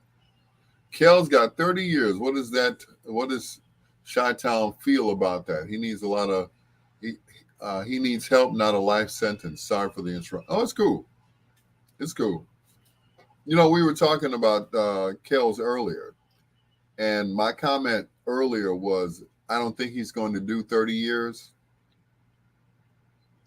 I think they might have some mercy on him and let him do maybe 10. Let him off for 5 with good behavior, and of course he'll be on probation, for the rest of that time. So, but anyway, back to the bass. I mean, it's amazing when you listen to some of those songs. Some of the Four Tops stuff. Bernadette. That's one. On the second set of songs that they put out from the soundtrack of Standing in the Shadows of Motown, they put out a cut with just Jameson playing the bass on Bernadette. Doom da doom da doom da doom da doom da doom doom da doom doom doom doom da doom doom doom doom doom. I'm like, what? Put that back. What did he just do?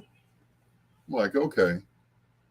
And the chord, if you ever read, chord, what do they call them? Sheets. Yeah, the isolated tracks. So that's, they give you the charts is what it is. So you have to fill in, it tells you what key that they're playing in, and you have to fill in. I always thought that it was written out, John, that he was reading the notes and playing that. I didn't know he was improvising all of that stuff. Like my guy. He starts out my guy. Boom, boom, boom. Dun, dun, dun. Dun, dun, dun. Dun, dun, dun. So you had the book Standing in the Shadows. I saw the movie, and I made my students watch it for a grade. And I said, you better not fall asleep because there's going to be a quiz later on. I'm going to ask you who named the Funk Brothers.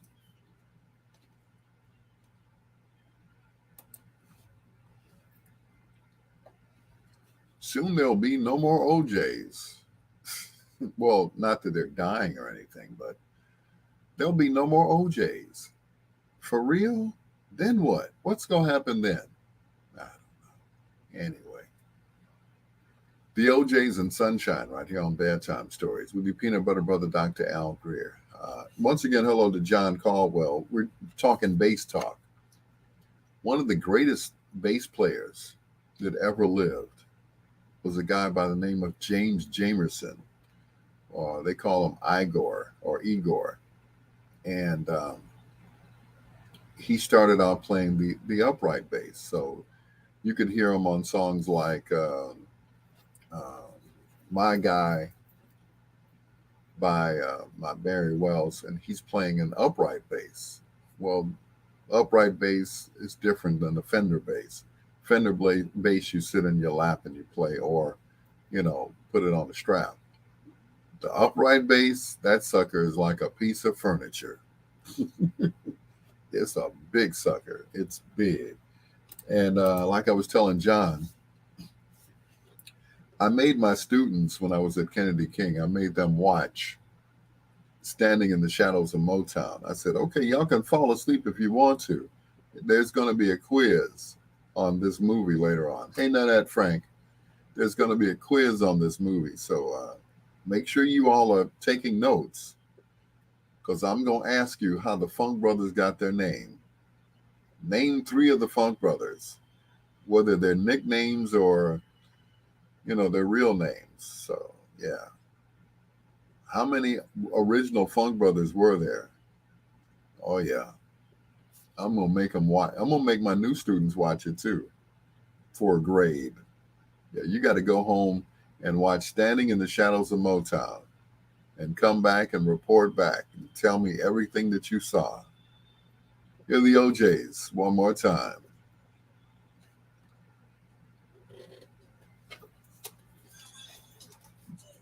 Great film. That was an excellent film, Nanette. It was excellent. I was like, whoa.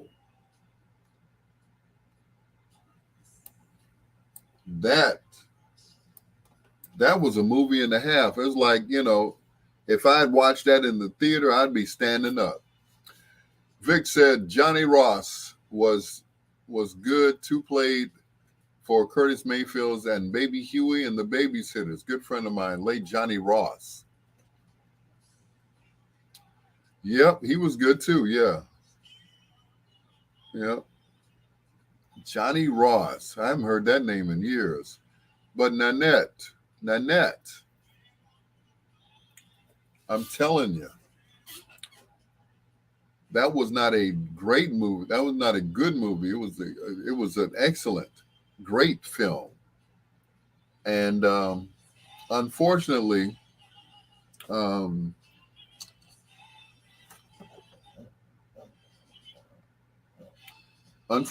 one of them didn't make it to the actual release of the movie.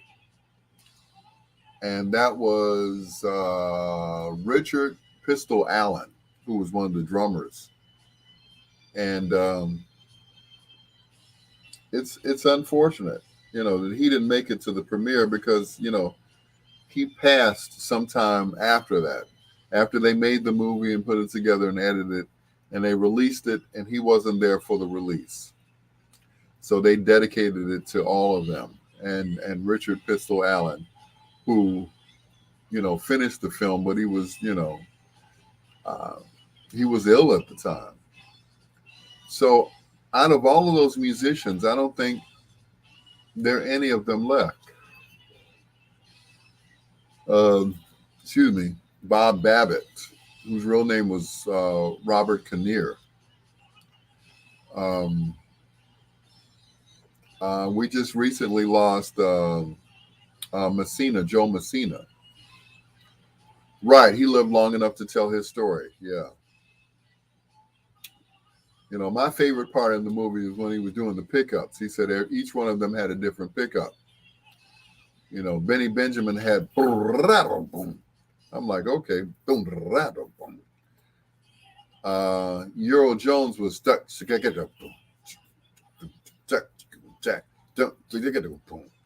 and his was so his was Earl Jones was don't.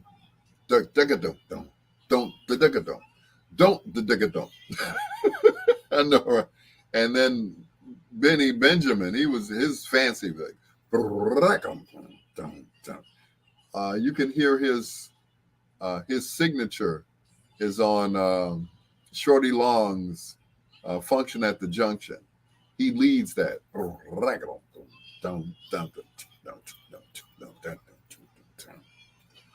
I'm getting ready for the function. Boom, boom, boom. Yep.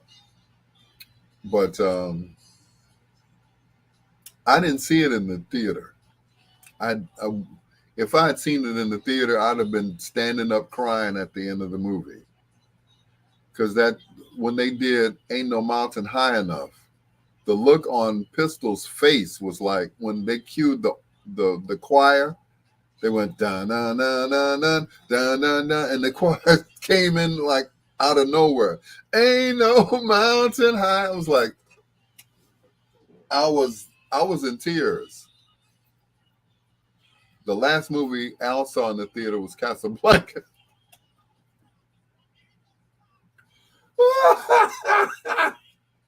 Did you say Casablanca? Oh my goodness. Casablanca. Very funny.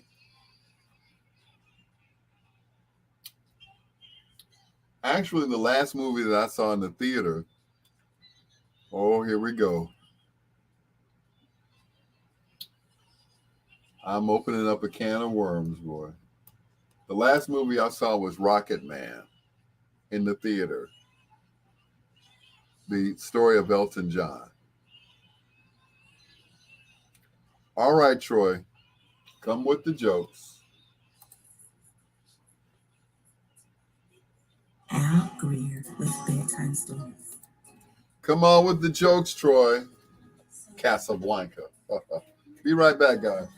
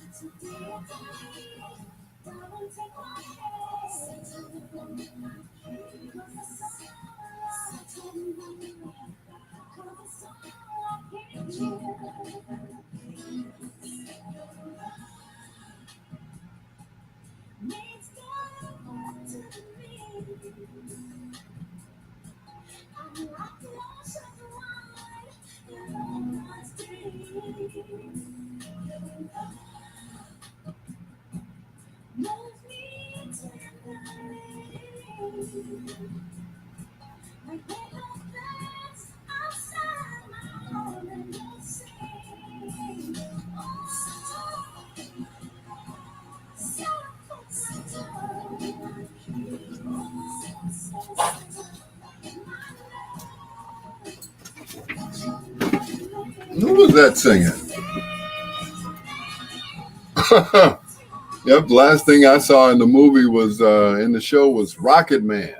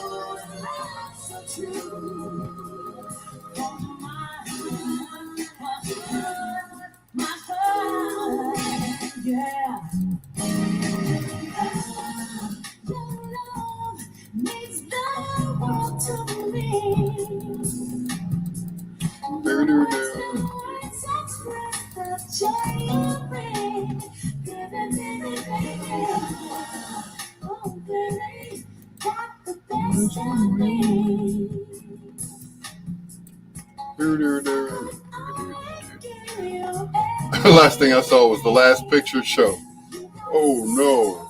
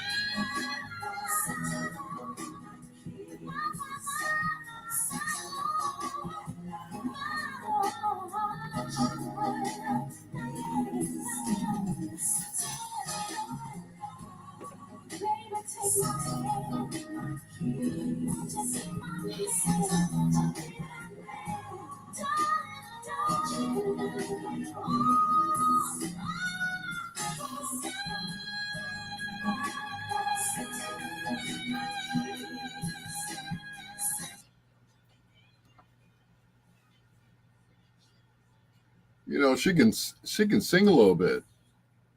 Nanette Frank, Settle for My Love, right here on Bedtime Stories on WOSD Radio DB Chicago, WDLB Indianapolis, and WRLN, the best music of your life. It is your peanut butter brother, Dr. Al Greer. And Bedtime Stories is brought to you in part by... Yeah. What are you looking for? I'm sick of LA guys. Lawana. Hey, maybe from another country and someone cultured and sensitive and who's not threatened by a strong, confident woman. On a spotty network, this is what Adam heard. I'm sick of LA guys. I want someone completely country, uncultured, and threatened by a strong, confident woman. It's not wings or nachos. It's wings and nachos. Hey, send my onion rings down here. I have your guy. What did he say? Gwen? Lake? Oh my God, hilarious, right? I mean, no.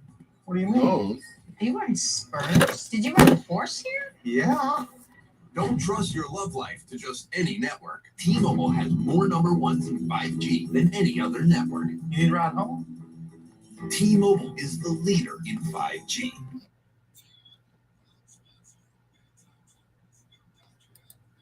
I know that guy. He owes me money. Anyway, Lawana wants to know, did I hear the verdict for R. Kelly? Yep. 30 years.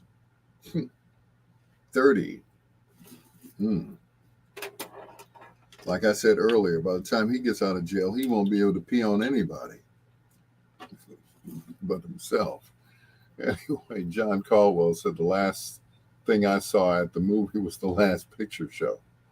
Good Lord.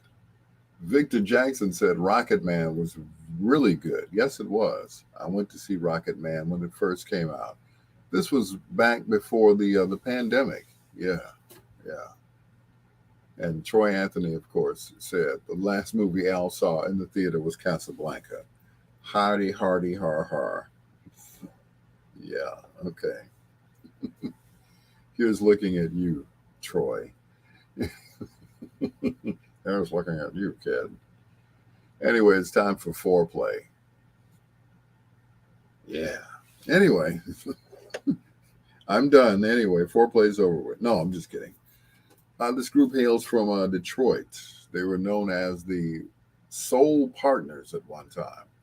Then they shortened it to The Partners. And then finally, One Way, featuring Al Hudson. Now, back when I was playing Al Hudson, they were on ABC Records. Well, ABC got bought out by MCA. Of course, Lauren Ransom knows about that because she worked for MCA. But when they were bought out, they switched from ABC to MCA. But of course, this one was on ABC Records because I remember it was from the album Showing Love, with a little baby on the front of it. And I would play this record at the, record at the sock ops at South Shore High School. Let's kick it off with this one from One Way featuring Al Hudson. This is Lost Inside of You. Go stronger for you. You still with me, Lauren Ransom? All right.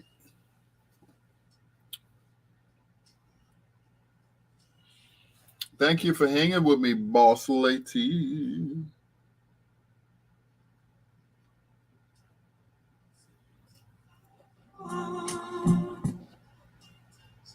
boss lady. Boss lady. Oh, you're in a commercial break. Okay, cool.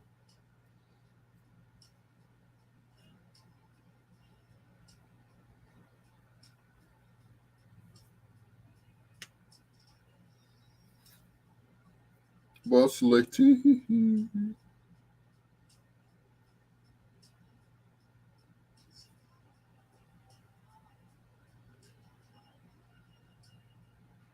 I'm lost inside of you. She's multitasking. All right. Yep. That's what we do in this digital age, folks. You know. Yeah. And with the digital age, it's easy to multitask because back in the day we used to sit there and have to play the records. That's right, I said records. So you had to just sit there and play the record. You were lucky if the bathroom wasn't that far away, that you could run to the bathroom and come back before the record was over. So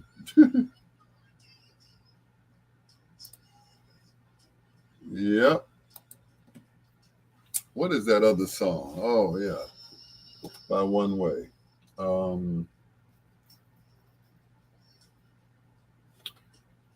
Something in the Past. That's the one I want to play. Something in the Past.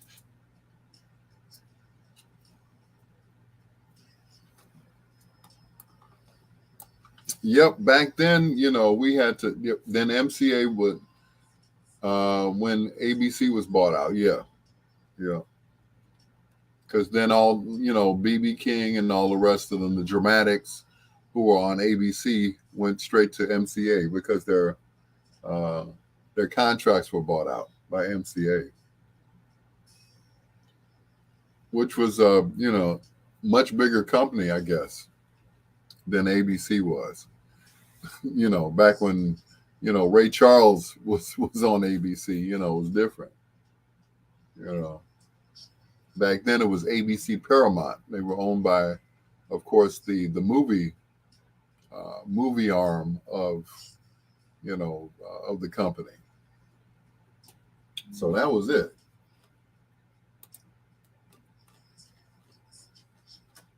But interesting. Maurice King, what's going on, bro? Good to see you, man. Good to see you. Because I was a little worried the other day, but it's good to see you. Glad I could be of help. So,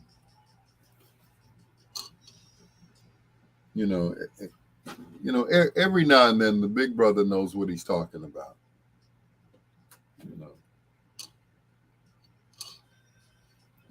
Especially when I've been there and done that. So, Greg Moore, what's going on? What you say? What's today? Today is Wednesday, isn't it? Yes, it's Wednesday. Okay. But it is good to see you, Broham. You too, Mr. Moore. Thank you so much for being on my live. You're becoming a regular on my live. I appreciate that. Thank you. Now, if I can get Gary Tyson to be on my live, I don't think he has time for me. Gary T don't have time for me. I'm I'm small potatoes. Like Al Greer, Al Schmear. Okay. Anyway. Yeah, Greer smear. But anyway. But Maurice, what's today? You keep asking me what's today. Is today your birthday?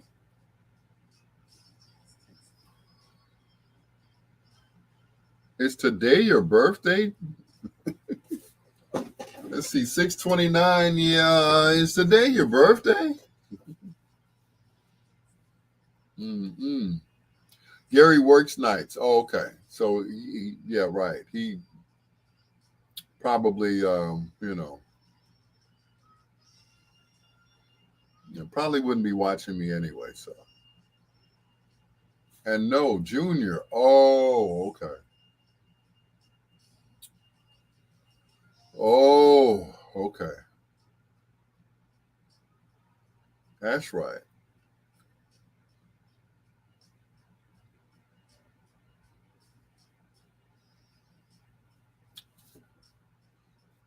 Oh, I know you probably been going through it all day. You should have called me earlier, Maurice. Dad.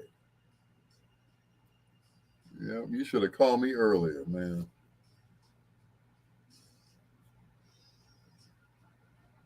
Yeah, if I wasn't doing anything at work, just my usual, commercials and stuff.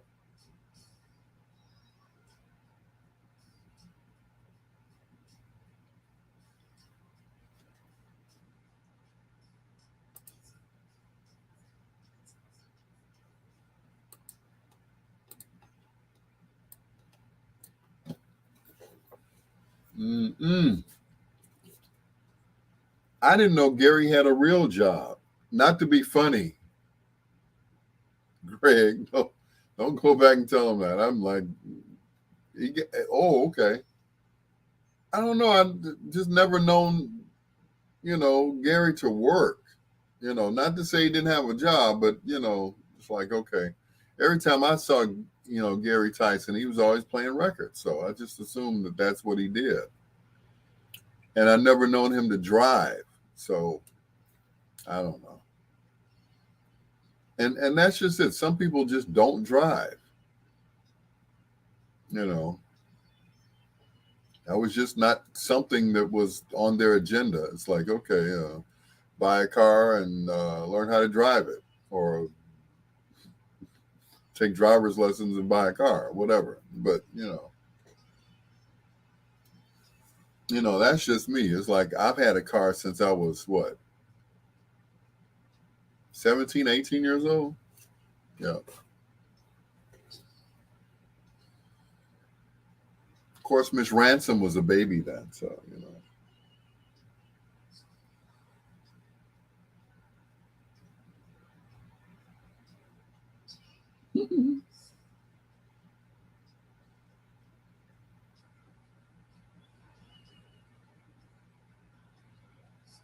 Mm-mm. What you say? Greg said, "Buy a car, get the girls." Tell me about it. As soon as I got a car, I got a girlfriend. Her name was Sonia, and Sonia and I worked together at Andy Frayne. That's where I met her. And I bought this car for I want to say like maybe $200-300. You can't find a car for $200 or $300 these days that's worth anything. It was an Opel GT, Greg. It was an Opel GT. They used to call it the baby vet. It was a German and Detroit made car. And it looked like a scaled down, it looked like a small Corvette. And it was a stick shift. So, I was really impressing Sonia with this stick shift, right? Oh, yeah. Because, back then, you know, either you had an automatic or that was it. But I had a stick shift. So I thought I was really doing it big. And I had a girlfriend and she was fine. Yeah. So, Miss Ransom, I thought I was doing it back then. I had a fine girlfriend. I had a car. Unfortunately, I was still living at home at 19, 20 years old. Yeah. So, yeah. Anywho, But I had a girlfriend and a car, and I got to see all the baseball games for free. Yep. Get out of here. You had a 74 Chevy Vega. That's what I'm talking about. I always wanted the, what is that car? I always wanted a Chevy Nova. And I'll tell you why. I wanted a Chevy Nova because I wanted to trick it out. You know, I wanted to, you know, hey, MTV, pimp my ride. That's what I wanted. I wanted a Chevy Nova that was, you know, a hot rod. That's what I wanted. Of course, I haven't seen one. What you said, a 74 Volkswagen thing. They had some names for these cars back then. I had an AMC Gremlin. Gremlin. What the hell is a Gremlin? Of course, you saw the movie, right? Yeah. But that, woo. My favorite car was the Baby Vet. No air, no power windows. Yeah, I wanted a Nova SS. Yes. Ken said he had a 75 Nova. Man, I wanted a Nova so bad. So bad. But I settled for, what did I have? I had a Malibu for a while. I had a Malibu SS. And that car was fast. I had the Malibu for a while. Hey, Holly. Come on in, Holly. Come on in, Ken. Hey, Angie. I didn't see you there. Hey, Angie. Angie, say hi to Lauren Kelly Ransom. Yep, I had a Gremlin, AMC Gremlin. It was yellow.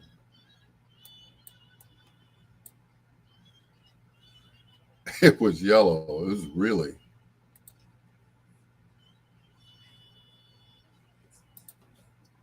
Did you know that Novas couldn't be sold in Mexico because Nova in Spanish means no go?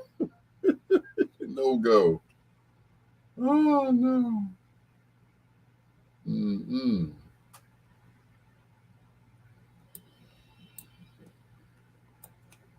Mm-mm.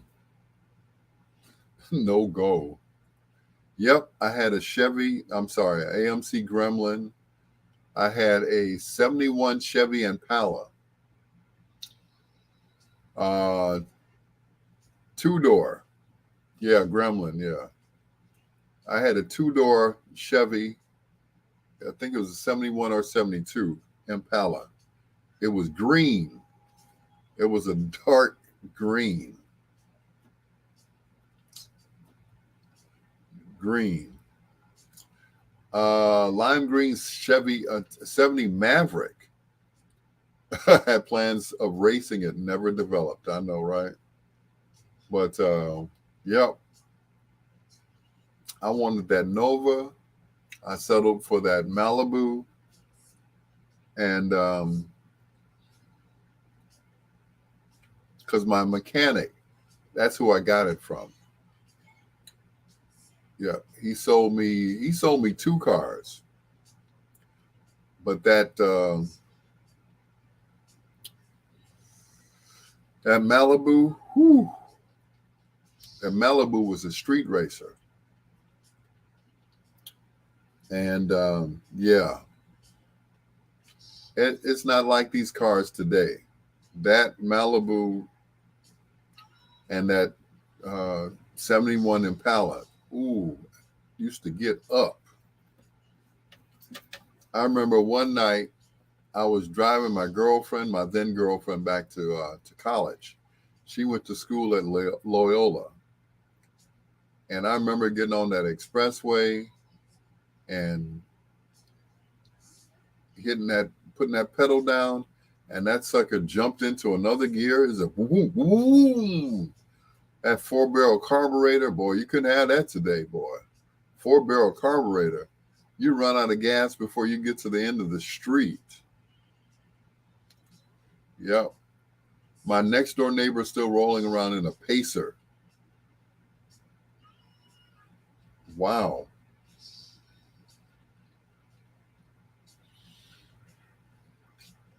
I'm sure that Pacer has AV plates on it. Antique vehicle. But what other cars did I have? My brother had a Toyota Supra that every now and then he'd let me drive. He's always had the good cars. I always had the crappy cars. I had a Ford Tempo, engine locked up on it. I had a Camaro. Ooh, that Camaro was fast. Now back then, the cars were totally, metal all the way around. Chrome bumpers, metal, everything. These cars today, I roll up on the, one of those, when you park and that thing is whatever that thing is, and you roll over there and I cracked the bottom of the, the front of the car. And I'm like, dang, this sissy ass car. Yeah. AV tags are really for weekends and car shows. Okay. But I'm like, dang, I rolled up too close to the, divider or whatever they call it. I'm like, oh, come on. I just got this daggone car. Wuss. Had that been my Chevy, boy, and that bumper hit that, please.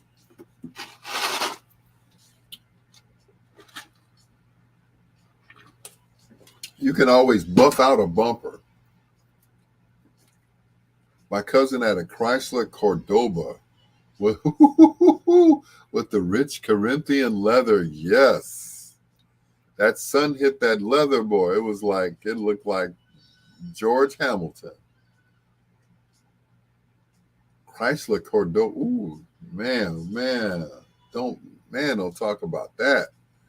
That was another one of my dream cars. Troy Anthony said, I heard Al has to stop his car Fred Flintstone style, putting his feet through the floorboards. Can anyone confirm? That was only with the truck. Yeah, that was only with the truck. Yeah. So, yeah. Hot leather. Yes. I prefer cloth seats because the cloth seats last a little bit longer than the rich Corinthian leather seats that were in the Cordoba. Love steel bumpers and real car jacks. I know, right? Not that thing you got to do, but the real jack. Those were the days, I tell you. Don't have that no more. It's Fortnite inside Bedtime Stories with Al Greer. Yep, you don't have that anymore. Those bumpers, boy, and my mechanic that I got two of my cars from, he used to knock the dents out of bumpers.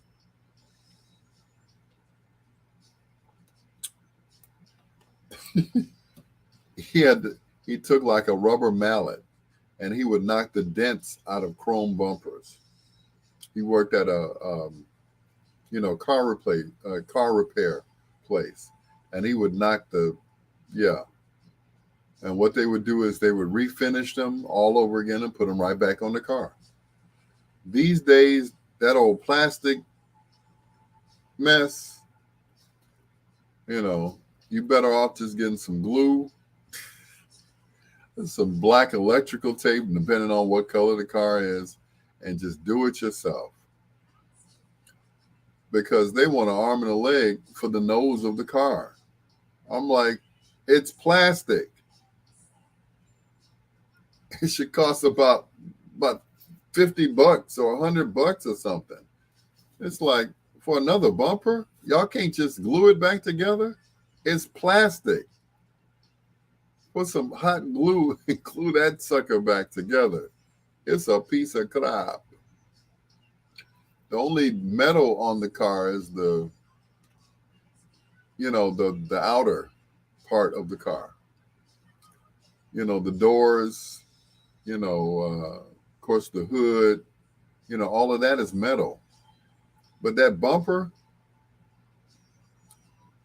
but before Armor All, we used to use clear floor wax for tires, vinyl tops, and leather seats. Yeah, now they got something out. I forgot the name of it. But yeah, they, same thing, just different name for it. So clear floor wax. Yeah, and that worked too. But I'm like, Dad, these cars are so flimsy. They're so weak. That's what we didn't have airbags. Shoot. That's why I miss the days of going to vocational school. They taught you how to work on cars. Yeah. But the cars weren't as flimsy back then as they are now. When they stopped making the chrome bumpers, that's when they started putting the airbags in the cars. Because back then, I got in a accident. I was driving my grandfather's car. He had a 72 Chevy Caprice, 4-door, brown, with a chrome bumper. And one night, it was snowing, and I lost control of the car. My mother let me drive my grandfather's car against her will. And of course, I had to call her from 70th and Cottage Grove to tell her that I was in an accident in her father's car. The guy wanted to sue me. But back then, we had a lawyer. And the lawyer got me out of it because the guy was talking about suing, And of course, I never had to go to court for it. I guess, he got, the lawyer got in touch with the guy. It's like, look, he's a kid. You really don't want to do this. It's going to cost you more to sue, and you won't get any money out of it anyway. You're just lucky that your car is just messed up and that you're alive. Because I hit he had a Buick Regal, messed up his whole front. Because back then, that's when they started making the plastic cars, as I call them. So yeah, messed it up. I was okay. There wasn't a scratch. The only thing that was broken on my grandfather's car, he had fog lights on the bottom, and I broke one of the fog lights. Was he mad? No. My mother was furious, though. Than friends, less than lovers. Wrapping up foreplay with One Way on Bedtime Stories. Hello to Ken Watlington. Hello to Greg Moore. Also to Miss Hill. Thank you so much for joining us here on Bedtime Stories. I appreciate you guys. I really do. You all keep me in stitches, especially Troy. Troy always keeps me in stitches. But you know what they say, snitches get stitches. So anyway, Ms. Hill said a 1967 GTO. We're talking about older cars, compared to the way the cars are today. They have to put airbags in these cars. Back then, if you got in a, you got in an accident, you was okay. The car didn't flip over. It didn't, you could get out of the car. Then they have to take the jaws of life to get you out of these cars now. You just open the door. The door might be all messed up, but it will still open. But back in the day, but now, it's like you got airbags all the way around. You got an airbag in the steering wheel, the seat on the sides, everything. I'm like, give me a break. Greg Moore said that GTO was a bad mother. Shut your mouth. Yeah, I tell you.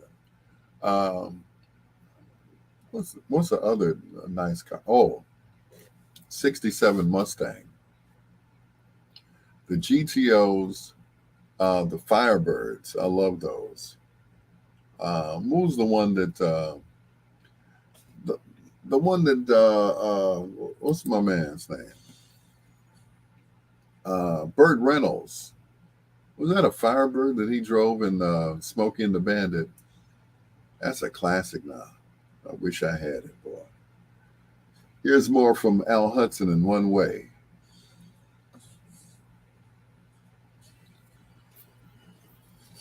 My very first car was a gray 77 Buick Regal. The first car I ever drove by myself was on prom night back in 1979. This was before Miss Hill and Miss Ransom were born.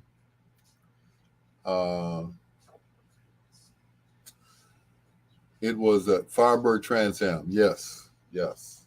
Smokey and the Bandit.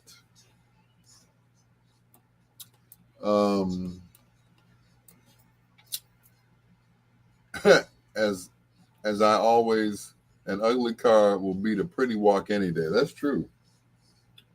But back then, the first car that I drove by myself was a Cutlass Supreme, 2-door baby blue, white top, and my mother rented it for me against my father's will. And with good reason too, because I had no experience driving, none whatsoever. I had driven in the car with my mother and my father, never by myself. So of course they had to get double insurance on the car because I was driving it. And my mother kept saying, please be careful. Please be careful. Be careful out there. Please be careful. I said, Mom, you have nothing to worry about. It had rained earlier that evening. You know where I'm going with this, right? It had rained earlier that evening.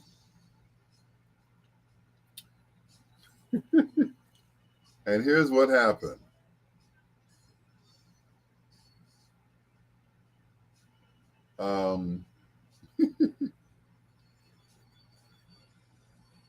So I peeled off the block. I'm, big bad, Mario Andretti of the ghetto. Double insurance, yeah, because I was a kid. I was under 21. I turned the corner at 79th. I made a left. I was going on to Jeffrey to go pick up my date. Rhonda Yarber, I'll never will forget it. And I wasn't used to the pedals yet. Of course, in every car, the action is different. It's like a bass. The action is different. You might have to hit the brake a little bit harder, a little bit softer, hit the accelerator just a little bit, not so hard. I hit the accelerator, and the car said,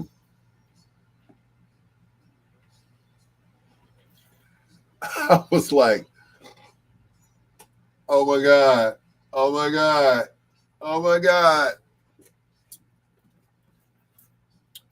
Did I mention it was the first time I was behind the wheel by myself?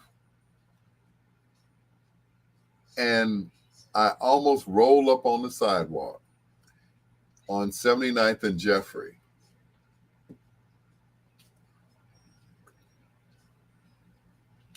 My dad buying a nicely equipped brown 74 Chevy Caprice Coupe for less than $3,500. Can't do that today, boy. So yes, Greg, I slid. And it was like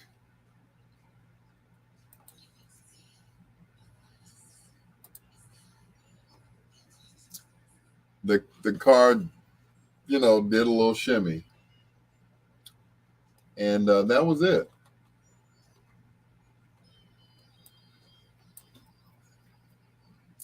That was it. I gained control of the car before it either rolled over or ran into the pole on 79th and Jeffrey. For the rest of the night, I drove like a little old lady. I drove slowly the rest of the night. I took my time, and I drove like an old lady down the street. I picked up my girlfriend, and I told her what had happened. I said, please don't tell Mama.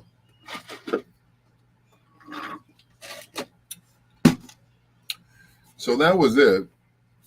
So the rest of the night, I was cruising until I met up with my buddy from school, Dale McWilliams, a.k.a. Q-Tip. He's like, man, why are you driving so slow? Why are you driving so slow? He had more experience of driving. So I was on the wrong side of the street. Yeah, Troy. And she still got in the car with me. Yeah, she still got in the car with me. I said, I almost tore up the car.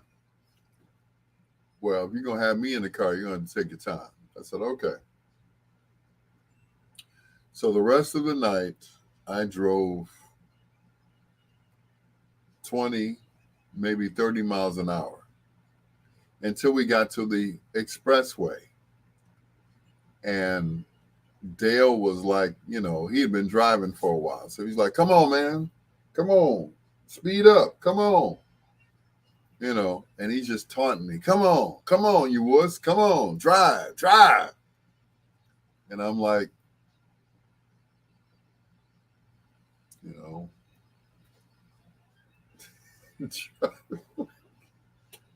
So finally, at the end of the night, I'd gotten the hang of it. After that, I was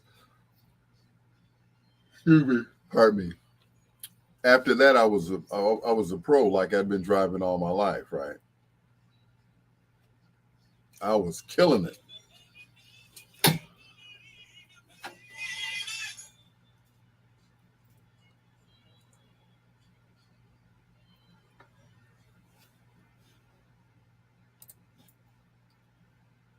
The originals, and baby, I'm for real. It's your peanut butter brother, Dr. Al Greer. Troy, you are funny. He said, drove like an old lady on your prom night, huh? So you were on the wrong side of the street. I almost crashed the car. I almost tore the rent-a-car up. I had a baby blue Cutlass that my mother had rented for me. And it's funny now, but I almost tore that car up. I really did. I gunned it coming off of 79th and Jeffrey, and almost lost control and ran up on the sidewalk. I never will forget that. After that, I became an expert driver. You should see me drive now. I'm now I'm on the right side of the road. Yeah, I don't get lost then anymore. So, but we were talking about, cars from back in the day and cars now. Cars back in the day, you could be in an accident and jump out and you'd be all right. These days, you got to have airbags, just no good. But that's the way cars are made now. Here are the OJs from the album Identify Yourself.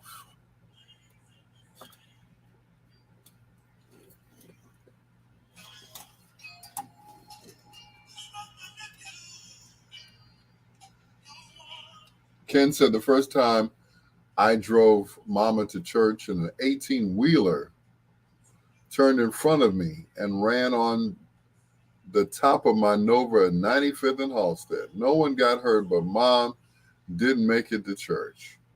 Greg said, using a stick was hard for me. Clutch shift. I know, right? Greg, you're doing it wrong. You know what? I guess by me being a drummer and a DJ, I had that rhythm. You know,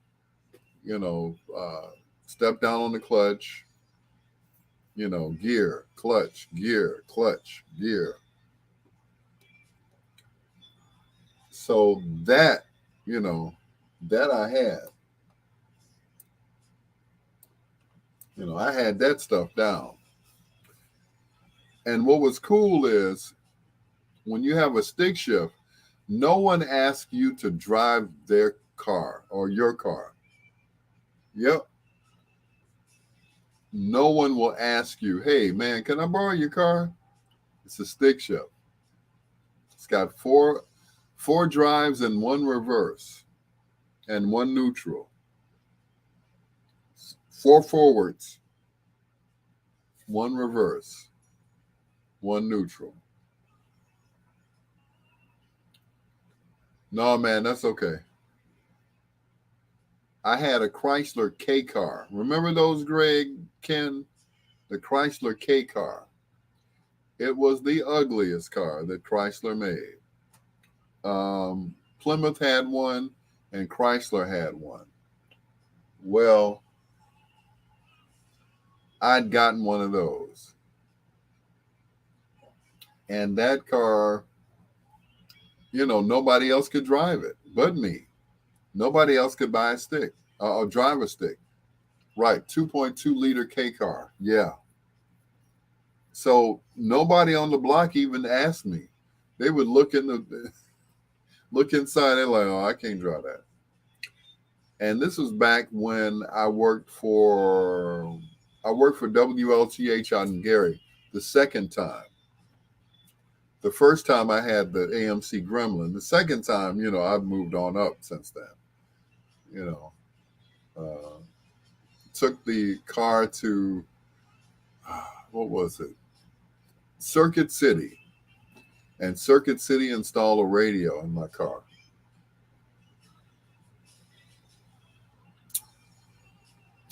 I thought I was doing it. Big time. Ken said I learned to stick when I bought a 90 Honda Civic Coupe. One of the best cars I ever owned. Somebody drove past here in a 70 Thunderbird. Woo! What's the word? Thunderbird.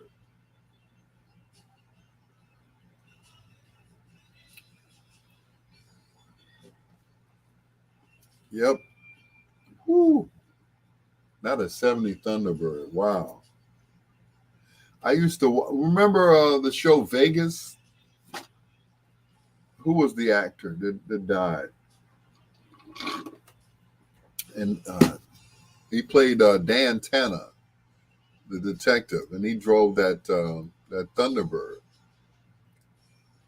That was a woo. Can someone teach me to drive a stick? Absolutely. That Thunderbird was huge. Yes, it was. Miss Hill, I'll teach you how to drive a stick shift. No jokes, Troy. No jokes.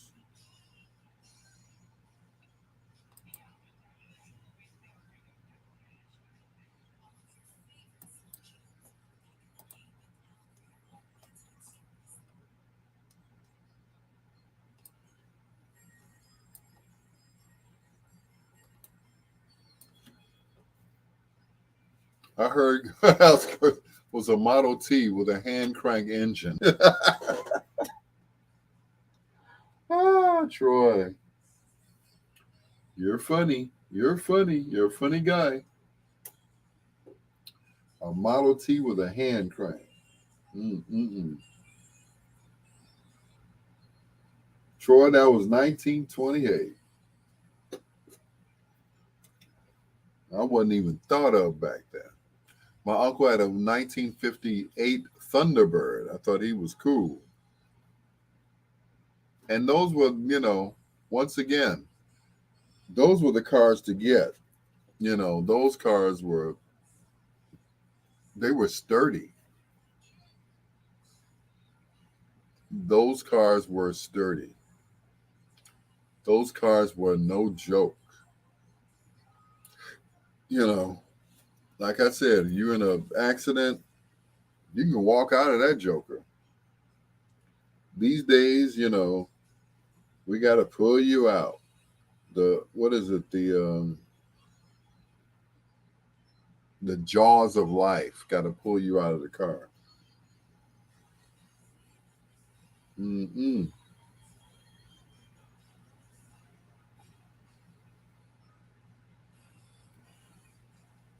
Yep. Luxury fabricated living container house, portable house. Hmm.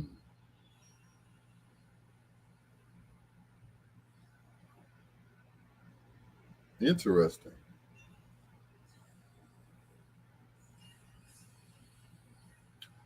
A portable house. Hmm. That airbag will burn the crap out of you. Yeah, I know, right? Thank God I've never been in an accident.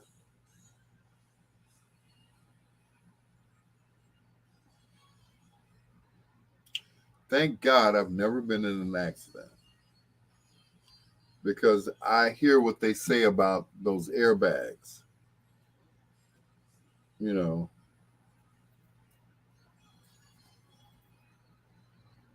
talk about burn up.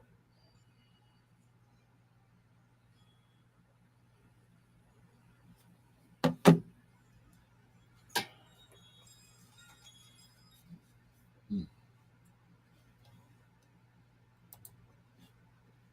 Oh, that song always makes me cry. That's because I'm a wuss. Helplessly in Love from New Edition right here on Bedtime Stories with the peanut butter brother, Dr. Al Greer. Don't judge me, okay? Don't judge me. We're talking about first cars. Well, my first car was an Opel GT. I remember I paid maybe $200-300 for it. This couple that my girlfriend used to babysit for, they had the car sitting outside, and it had been sitting out there for a while. I was like, okay, what y'all gonna do with this car? He said, would you like to buy it? I was like, yes. So I saved up all my DJ money and got this car, right? I didn't know anything about cars. The only car that I'd ever driven was my parents' car. They had a 75 or 76 Newport, Chrysler Newport, black. It looked like it could have been either the Batmobile or the Green Hornet car. But anyway, but I got this car and it was like, man, it was a stick shift. So, I had to practice at night. When I got off work from working for Andy Frame, I would get off at work uh, and I would get into this car and I would practice the stick shift driving up and down South Chicago. Yep. And that was it. That's how I learned how to drive a stick shift. I taught myself, and my dad was real impressed by it. But if he was, he never told me. But anyway, this one morning, his car didn't start. He had this 75, 76 Newport. And one day he had to go to work. And I said, well, Dad, I can take you to work. So I ain't riding no car with you. And he kept hot. Slow down, slow down. I said, Dad, the car is close to the ground. We're only doing 30. Oh, yeah. But anyway, those were the days. Here's the first of two in a row from the Ohio Players. This is Honey.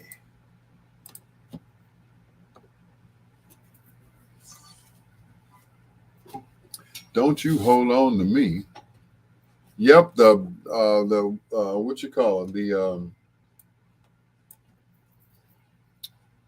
airbags. Yeah.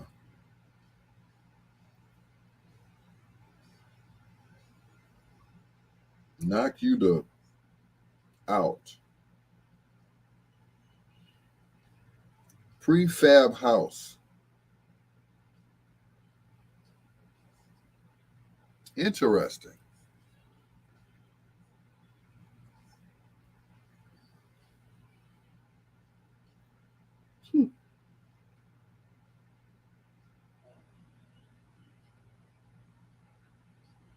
Mm-mm. Prefab house. Never have to buy a house again, would you? Mm-mm. Modular mobile container house on wheels. $1,800.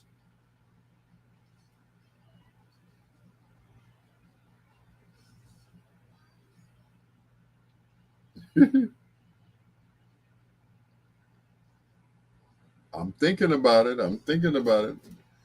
Best small affordable 2-bedroom log cabin kits. Home wholesale.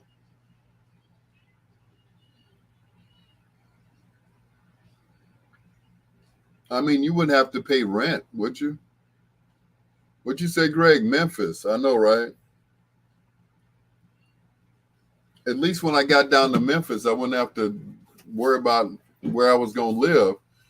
Just take my house with me, put on the back of the car. It's like, yeah, this is my house right here. Where you going to live? In here. Plant it, find some electricity, put it on a lot.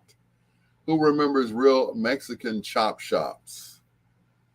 I think we all do. Not the chop shops. Memphis. I remember the guy that was on earlier, my brother Maurice, he lived in a trailer home. Sure did. Yep, it was the same trailer home that he lived in Memphis. I'm like, so they just uprooted it and brought it to Chicago, huh? I'm like, dang, that's what's up. That's what's up.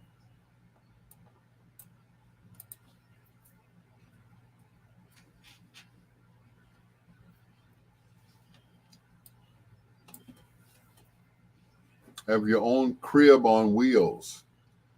Like it's a house, but it's already pre-made and everything else. And then they got the motor homes. I would love to get a motor home.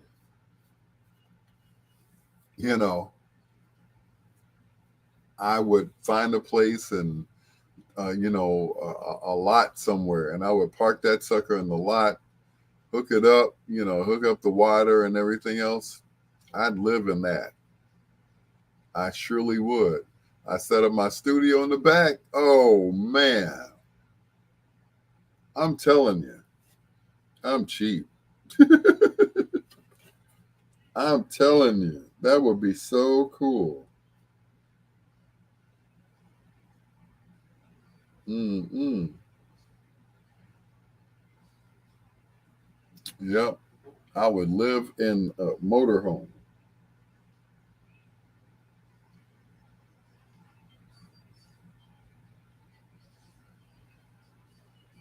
Mm-mm.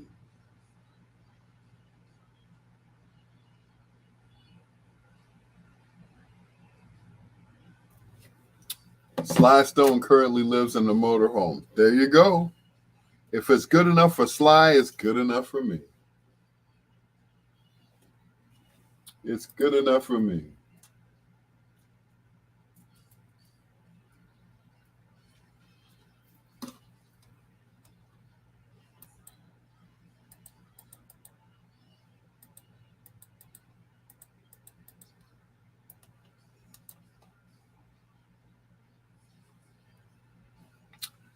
Yep, Sly lives in the motorhome. Good enough for me.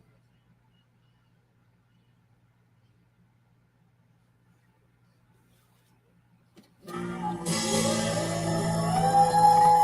you to bed, but never to sleep. It's Bedtime Stories with Al Greer. And a V. Sly Stone lives in a motorhome. What if he's got a studio in the back, or he just sleeps in the bedroom in the back? I got a chance to stay in one and take a nap. Actually, take a nap and a motorhome. I woke up, I thought I was in somebody's crib until I looked all the way up front. They had a big TV and everything. It was like, but with gas the way it is now, oh man, oh mama, that sucker, woo-wee, fill it up. But once it's filled, you know, and you got all the tanks working and everything else, you can't tell. You know, you be on the road and it's just gliding. It's just, you know, and you in the back in the bedroom sleep until you get to the next town. It's like, oh, where am I? Oh, okay, cool. There's nothing like it. There's nothing like it. I've been in one. I remember they had for two days they had the streets blocked off over on 63rd and Halsted. I never will forget it. The 16th Ward Alderman Joanne Thompson gave a concert every year. I wish Stephanie would get one, Stephanie Coleman. But, you know, we had this motorhome, and all the artists would, you know, get dressed in the motorhome. So, preparing to move over to listen to Dr. Elger. Yep, there you go. Thank you, Ms. Hill. Because tonight we feature the great Ray Charles. Thank you, El. I sure appreciate it. Yeah. Anyway, so, yep. A lot of stationary trailer homes are way nicer than regular houses. You're absolutely right. You're absolutely right. A former friend of mine, he had one. And fully furnished. He was over there. I forgot that area over there. Somewhere near 95th and Cicero. Bedtime Stories was amazing. Well, thank you, Miss Hill. But yeah, he had a motorhome. He's probably living in it now. Not a motorhome, but a trailer home. There's a difference. Motorhome rolls. Trailer home is stationary. I learned that. But both of them, of course, can be moved.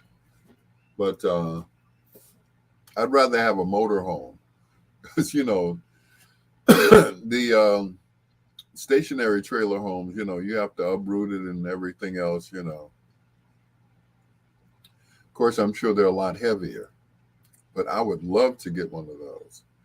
Nice meeting you, Miss Hill. Yes. She'll be back.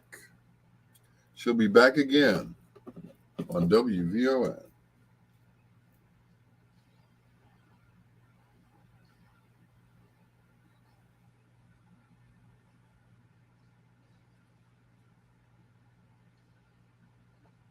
Regina King did a stellar performance of Hit the Road Jack scene from the Ray movie. She sure did.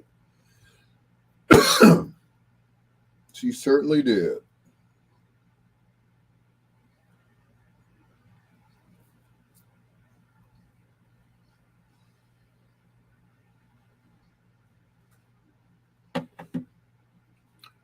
I'm still high on Hugh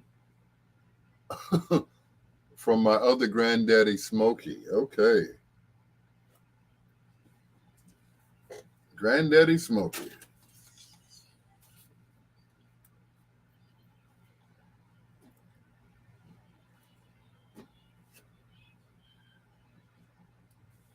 Oh, let's love.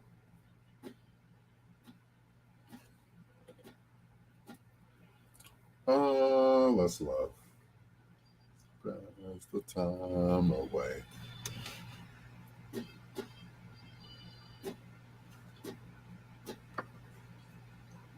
Two in a row from the Ohio Players.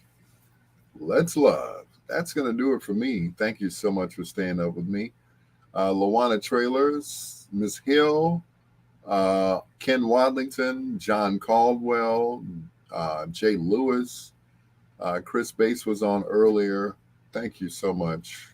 I really appreciate you guys. We will do it again. You are allowed to call me by my first name. Is either what, me or Ken Wallington? He said it was nice meeting you, Miss Hill. Well, maybe you guys can, yeah, there you go. Anyway, I knew you were talking to Ken. But anyway, till next time, blue skies, green lights, and peace. Good night, Elo. Good night, Miss Delicious.